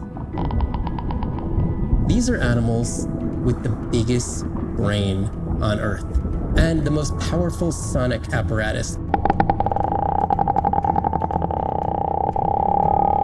They spend a lot of their time deep down. They're diving for an hour at a time in darkness. Just like a submarine is echolocating, they ping a signal out and then they wait for that signal to bounce off something and come back as the signal. And from that information, they could get an idea of what's there. They constantly click, and that click sometimes can be really loud, and you can feel it in your body. It's like going to a DJ and feeling that bass. Once I had an experience with a sperm whale, it clicked, my ears almost like bounced back. It's really an amazing feeling, you know. You don't develop a huge, complicated brain if you're not using it. Whales have little channels of communicating where they could talk to each other hundreds of kilometers away using sound. Sperm whales make clicks in sort of rhythmic patterns that we call codas. Any family might have 20 to 25 different coda patterns that they use when they're having conversations with each other. And some of them are unique to different places in the world. In the Eastern Caribbean, they make a lot of what we call a 1 + 1 + 3. That sounds kind of like this. And that's only ever been recorded in the Caribbean. And it's been identical for the last 35 years. These are really different ways of life that are being labeled by these coda patterns. In the same way that human language is kind of a shorthand for where you come from. You can make a lot of missteps when traveling simply by speaking incorrectly or introducing yourself differently. Do you hug? Do you shake hands? Do you bow?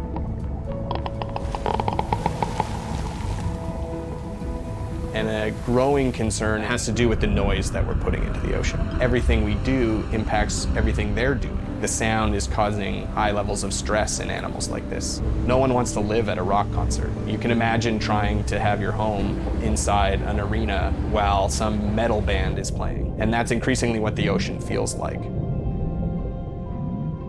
It's Irina. Since there's no dive today, I'm going to lose myself in the wet lab to work on those samples you sent up from the brine pool. Hey, have you listened to my daughter's track? Interesting, right? Mirai, remember the tag we found on the turtles? I put it out on the network and I got the strangest message back. I'm going to take a tender to a small island nearby and check it out. I'll explain everything later. Still no mapping drone, by the way. Hey, it's me. Nana didn't qualify for the study. Doctor says we missed the window. Whatever that means. Hard to tell what she remembers now. It's tough. Not sure my head's 100% there with school. Honestly, seems like a waste of money. Anyway, see you. I'm in and okay. Remember, no buoys and no waypoints. I put a simple version of the mapping system on your Manta drone. Now, we won't get your feed live, so we'll hear you, but won't see what you see. I really wish we hadn't lost that mapping drone. Relax. You know I've got this. Of course, but we'll keep unnecessary chatter to a minimum to help you focus. Roger that. No chit-chat. Singing's okay, though, right? Irina, how will I know the difference again between a dormant vent and a live vent? Well, live vents would have 400-degree water streaming out, so that's one way. Check. Wide berth on the live hydrothermal vents. Sorry, I thought my mic was muted. This is a dormant field. No live vents.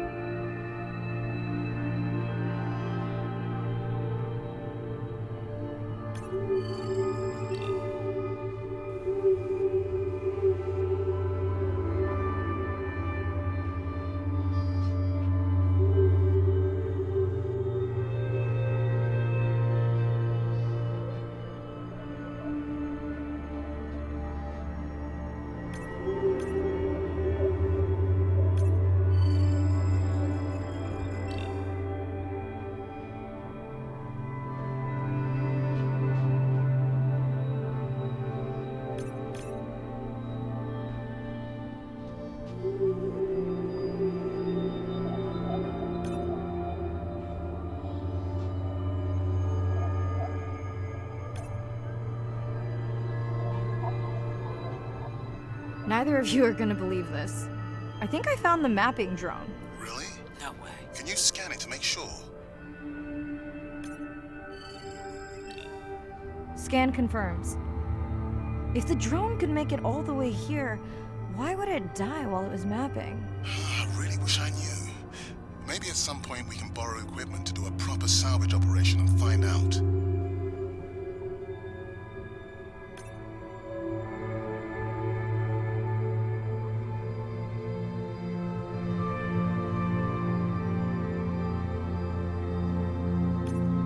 Okay, this dive just keeps getting stranger. How hot did you say that water typically is in a live vent? Is that a joke? No joke. Well, we're down one drone, but discovered an unmapped vent system. Mirai, this is great. I truly believe that these systems are the key to understanding the origins of life. Thank you so much for doing the dive under these conditions. Actually, that might be the answer. What? To why the drone died. We were talking about the origins of life. My mind won't stop if it can't fit all the pieces together. The mapping drone may have cruised too close to the vent. It's got more delicate equipment on its underside that are not rated for anything close to that temperature. You sound almost pleased. Well, it's better to know the flaws so you can fix them.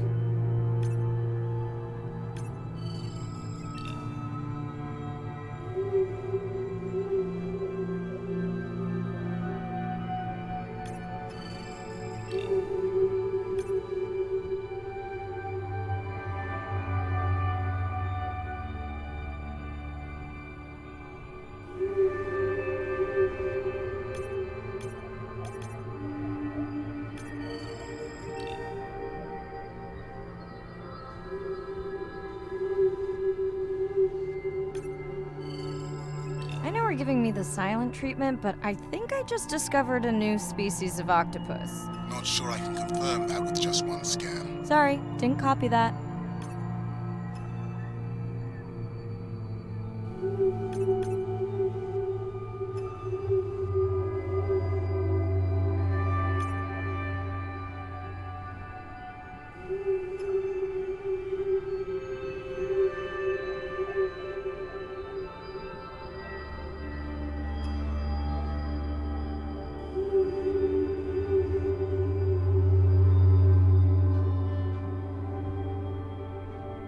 Did you expect volcanic activity here?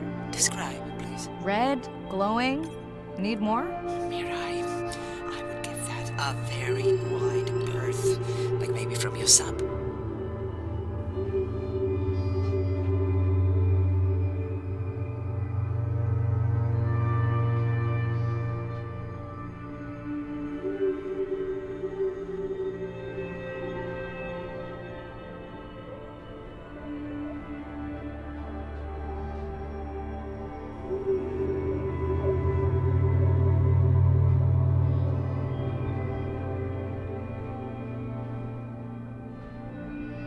Are you kidding me? Describe, please. I can't. I mean, I don't want to. Mirai, you're making me uneasy. Seriously, we'll look at it together when I'm done with the dive.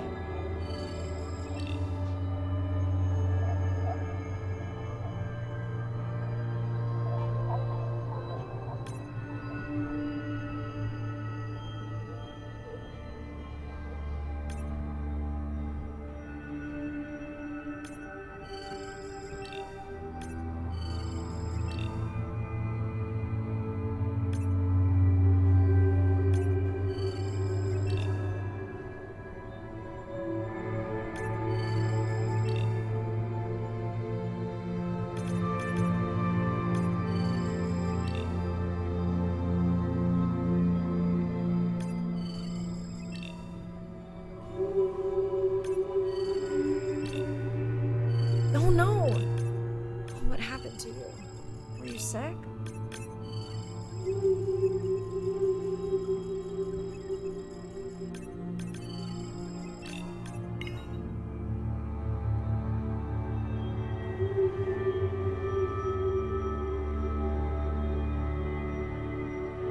you okay? Just getting a few last scans.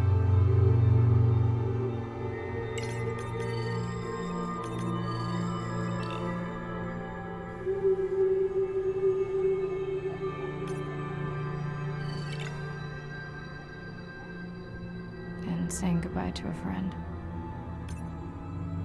Can you send the sub?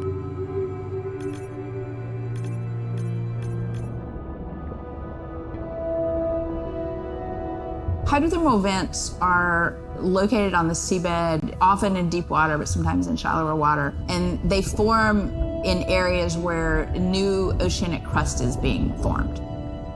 You can have 400-degree water here and 2-degree water over here. It's an accelerometer for chemistry, and you can form organic compounds in the absence of biology. Everybody's interested in vents because of the metals, including humans. But the metals are sort of the nuclei for life. When you think about what's required for life, you've got to have an energy source, you've got to have a system that's able to utilize that energy source, and the organisms sort of co-evolve with the rock. And in my mind, that's probably how life originated. There are reservoirs of precious metals in the deep sea. We do have societal needs for precious metals. It's very short-sighted and dangerous to exploit resources in ecosystems that we don't truly understand how those ecosystems function. Deep sea mining is when people go out and extract minerals from the seafloor.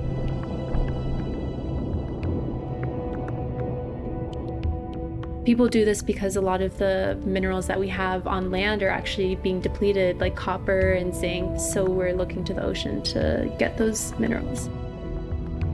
We want these minerals for solar panels primarily, and we want them for cell phone boards.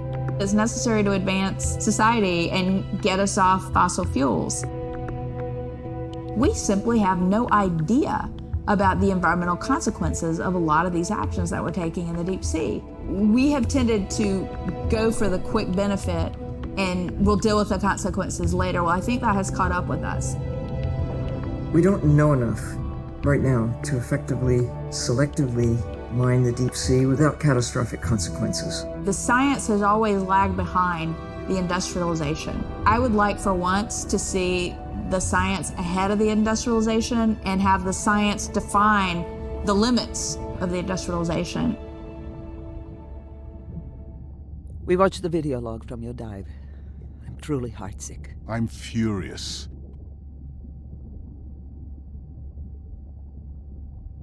The destroyed vent. I couldn't believe how badly the seabed was chewed up. Vents that might have had a fossil record dating back over 1 billion years. And microbial life that doesn't exist anywhere else on the planet. Who knows what cures we've lost. Your drone's a fallen hero, Andre. I think it spooked the miners before they did more damage. Because they happen to be mining where we send the drone to map. Anywhere else, and they might still be active. Who gets the satisfaction of turning them in? We were debating that before you came on.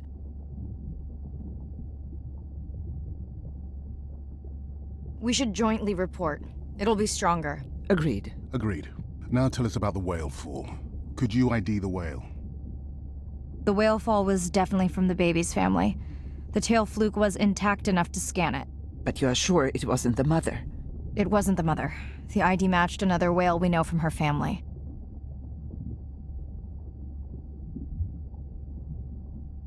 But it was an older whale, so more vulnerable. Do you think there's any connection to the miners? They did plenty of damage, but I don't think the whale fall is on them. I can pull out anything from the scan log that might be worth investigating. Already have. Can you turn these into dive objectives? Right. Catch you in a bit. I'm in and okay. This area looks so different at night. I used to love diving in the moonlight. The pod was active in this area as recently as an hour ago. When was the last tracking data for the baby or its mother? Days ago. But they could be with the pod right now and just not making any noise.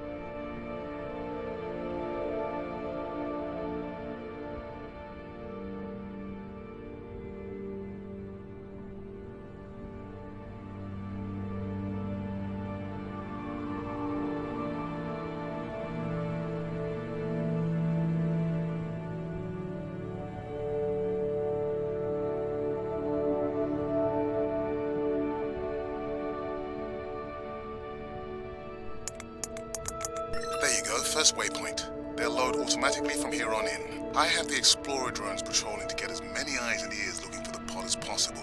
Do I need the buoys? No, we'll use the hydrophones on the drones. They don't have the range or fidelity of the buoys, but we need speed. Thanks.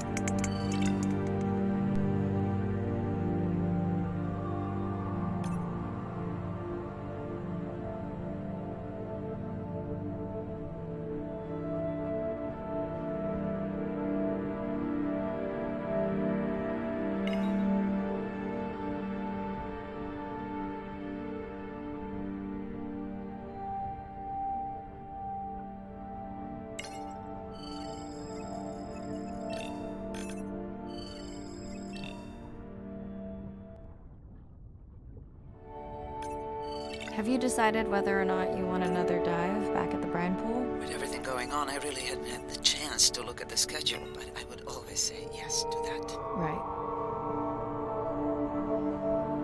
I found the underweight orca. If you can easily collect a sample, we might as well screen him for toxins and pathogens.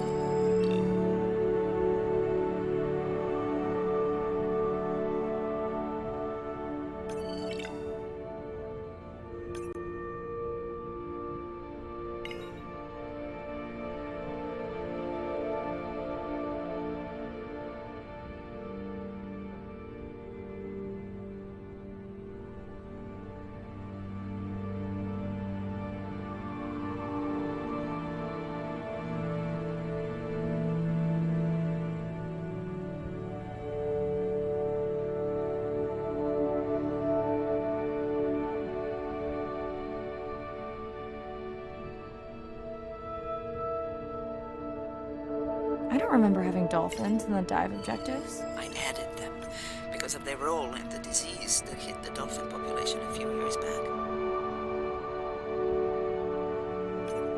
Done. Andrea, have you picked up any tags from our pod? No, not yet. I'm going to widen the radius for the Explorer drones.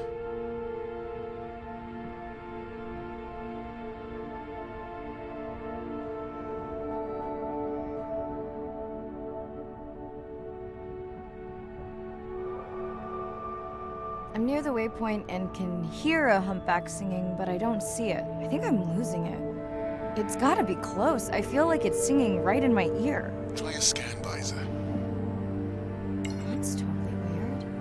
I see a scan dot, but nothing's there. I think the humpback is invisible. Sorry, I'm afraid I'm the invisible whale. I'm definitely losing it. I thought you just said you're an invisible whale. Well, not me. The humpback song I generated. You're at a playback station. It's pretty small on the buoy line, but in the dark you probably can't see the line. Well, it must be pretty authentic. At least enough to convince your drone.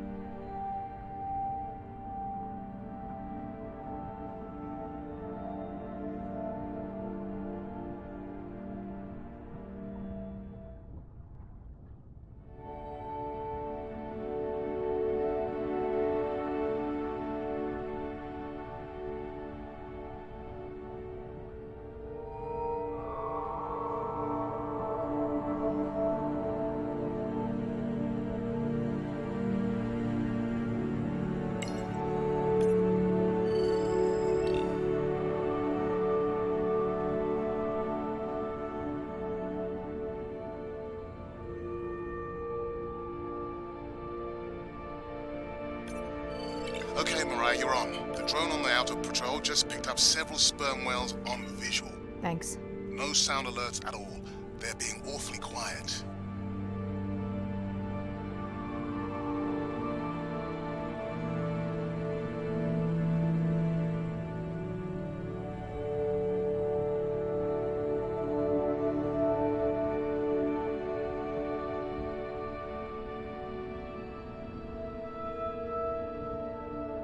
I think I found the pod.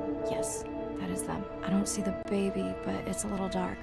Why are they moving? They're sleeping. I had no idea.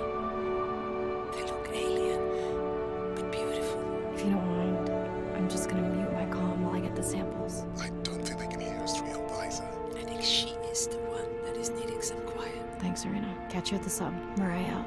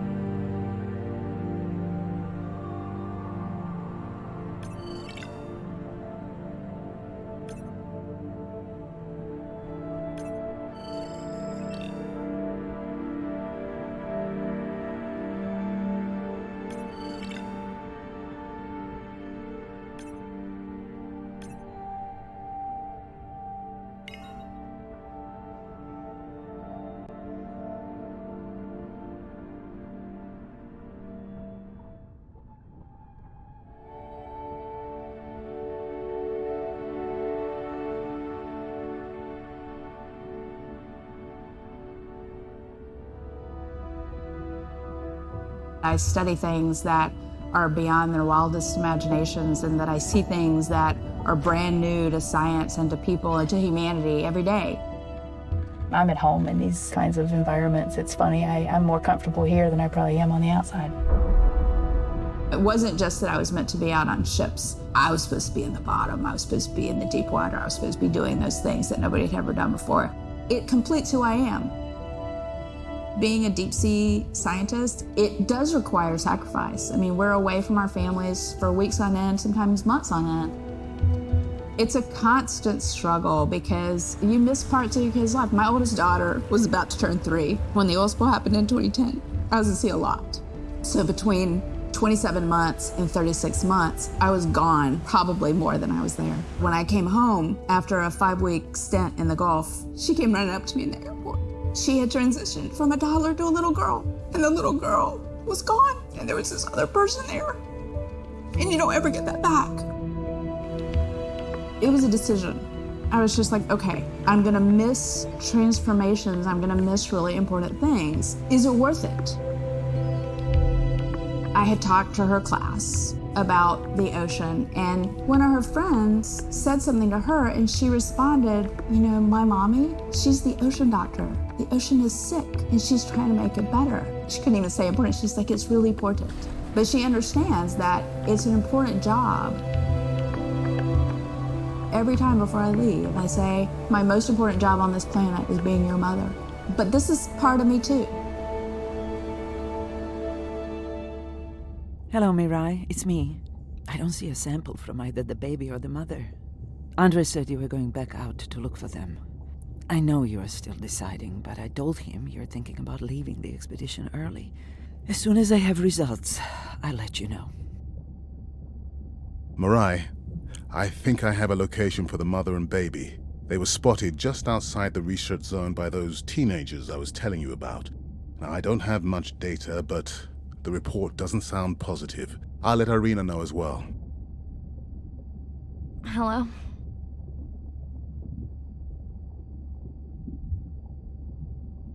Were you asleep? It's the middle of the day. Why does that matter?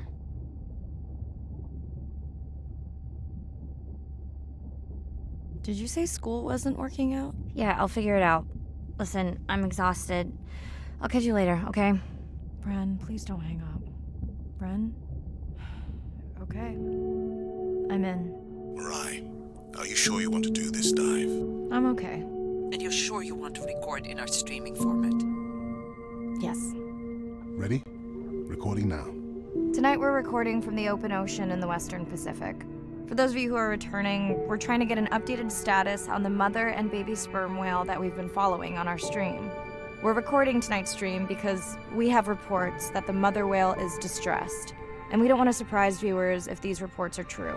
After discovering a whale fall in our research zone, We suspected that the whales may have been exposed to a toxin or pathogen and are currently investigating. Samples from several females in the pod tested positive for a toxin that we believe resulted from exposure to a harmful algal bloom near the coastal area just outside our research zone. As I approach the whales, I'm gonna turn off my mic, but keep on my video feed. No.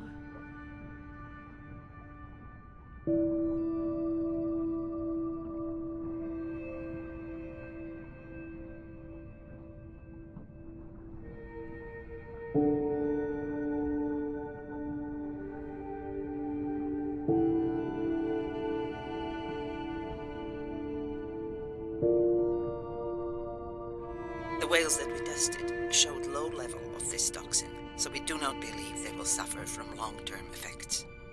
However, we expect that the mother whale was exposed to a higher level and was also more vulnerable because of her pregnancy.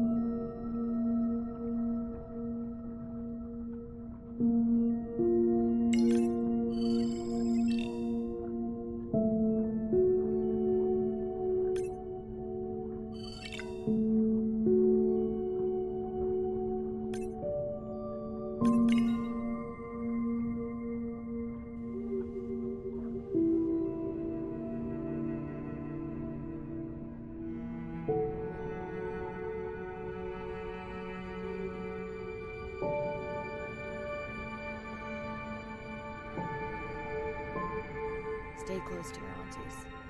They know the way.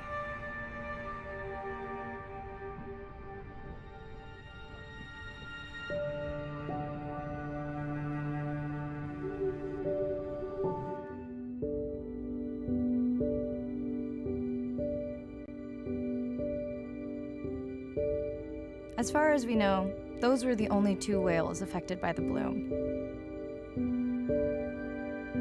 With all of Andre's technology genius, he still hasn't invented a way to be in 2 places at the same time. Before my flight home landed, Irina and Andre had already confirmed the location of the harmful bloom.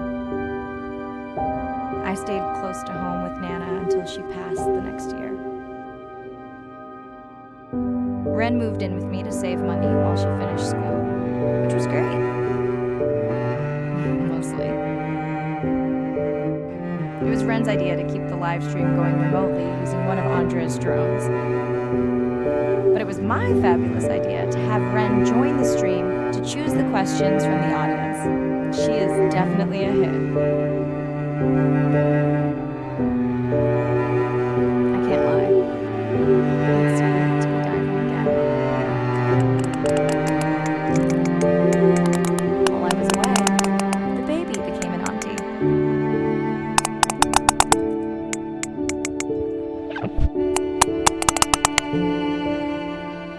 I think she likes it. She still buzzes me when I play my coda sounds, so that is still a mystery. But I swear, we understand each other completely.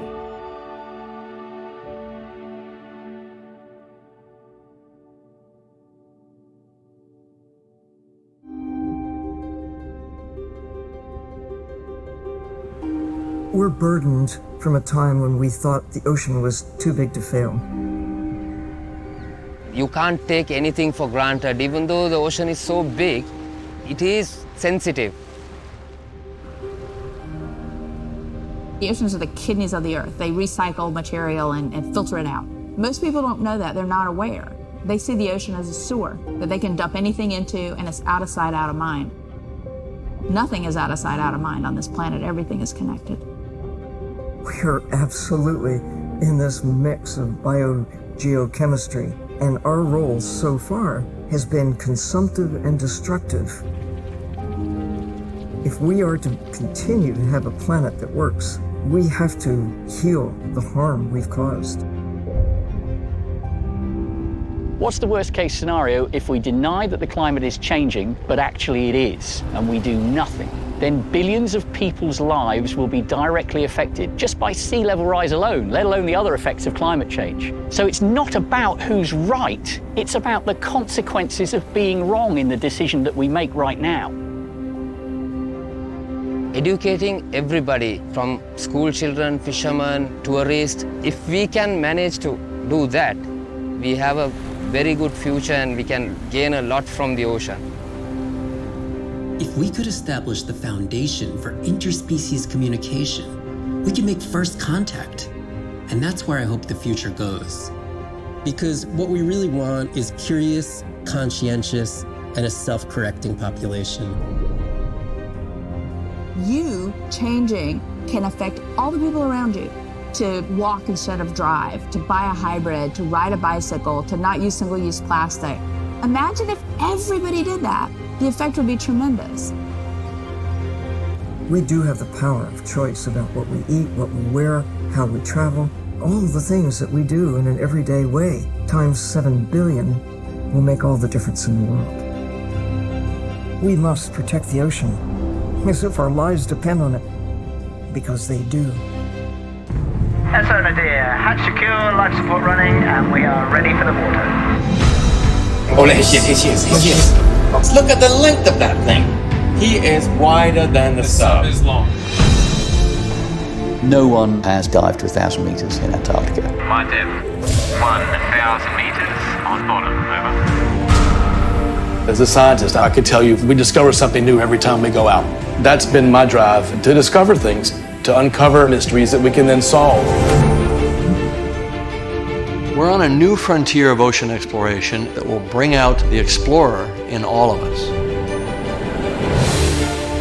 We're partnering with the Ocean X Initiative to build a mind-blowing platform for exploration, a research vessel that's a one-of-a-kind ocean conservation and media platform to explore the world's oceans in ways that were never before possible, to create one big wave for the oceans. I think it's really exciting. There's still a massive part of this planet we know nothing about. We need to make people understand what we do in the next 10 years is going to determine what the ocean looks like in 200 years' time.